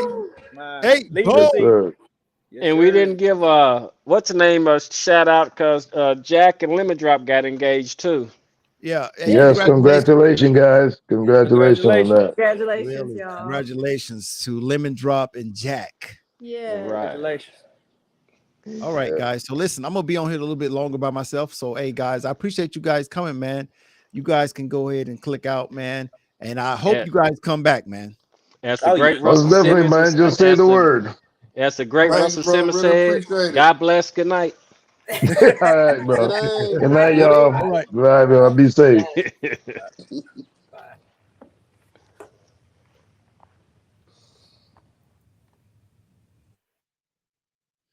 All right, guys. All right, everybody's gone. I appreciate those guest members coming on, man. They really spoke from their heart. I hope you guys got something out of it. Listen, man, I do these shows, man, these sling talks, so that everybody have a voice. Everybody in the slingshot community has a voice to voice their opinion about how they feel about whatever is happening in the slingshot community. That's the only way we're gonna get better with everything that we're doing is have these conversations and have different viewpoints so everybody can understand which side everybody how everybody sees everything. So that is the purpose of these long sling talks. So a lot was said here tonight, you know what I'm saying? So everybody take from what you want, and um we'll make it do what it do. But I want to send out a shout out to my sponsors again. Light the Night, Zarati Steelworks, the 12-volt specialist, and Callaway and Sons, man. I want to send out a special shout to those guys, man. Those are my sponsors, man. Love those guys, man. All right, don't forget about our merch. We got the SUTV merch, man. We got our team shirts. These are our team shirts. And these are our sound competition shirts. All right. So listen, these are the standings. These are the standings, man, for the scorecard, man. These are the standings. So we have Lemon Drop. We have Lemon Drop with 9 first place wins. We have Lemon Drop again with 9 first place wins. Now, Lemon Drop just broke another SUTV scorecard record. Lemon Drop is now the leader in the welterweight category with 5 first place wins, man. So listen, if you see her, man, send her a message, man. Congratulate her, man. She is winning in 3 different divisions, man. And that's not easy to do, man. So what they have over there, they created a machine, a slingshot, man, that's just really remarkable, man. All right. Middleweight is DTP. DTP had 7 first place wins, and heavyweight is Vinny Ram at the Light 'em Up, New Jersey, with 6 wins. Now, moving over to the light, we have Big Rod with 3, Dale Keller with 2, Slinger with 2. And down to the extreme, we have RCB with the Tower, and we have RCB with the game over. All right, so those are our top leaders. And remember, sometime in December, I will be giving out championship chains to the winners. Don't forget about the tuner of the year. The tuner of the year is going to be a championship chain that's going to be given to the slingshot that has the most first place wins on the scorecard. So that that slingshot, say it's featherweight. If the featherweight winner Lemon Drop has the most wins, then her tuner will get a championship chain. All right.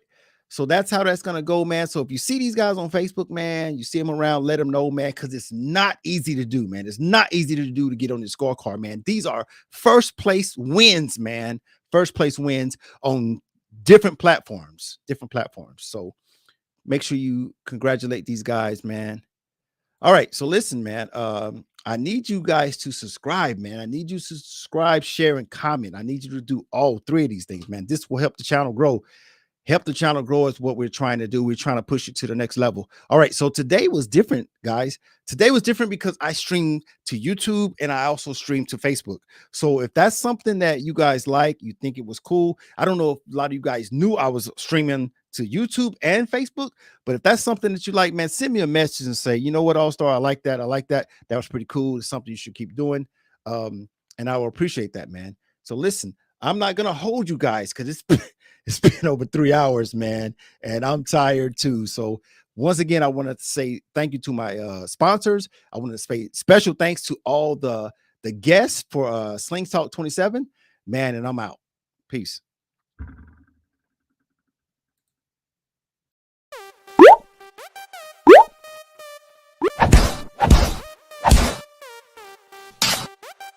Listen, I thank you guys for taking time, man, to get on Straight Up TV, man. I am your slingshot platform, man, for YouTube. Anytime you feel like you want to come by, man, if you have a conversation, man, if you have something to say that for the betterment of the slingshot community, man, please contact me and come on the show, man. So let's close out. Let's close out with everybody, you know what I'm saying? Give me your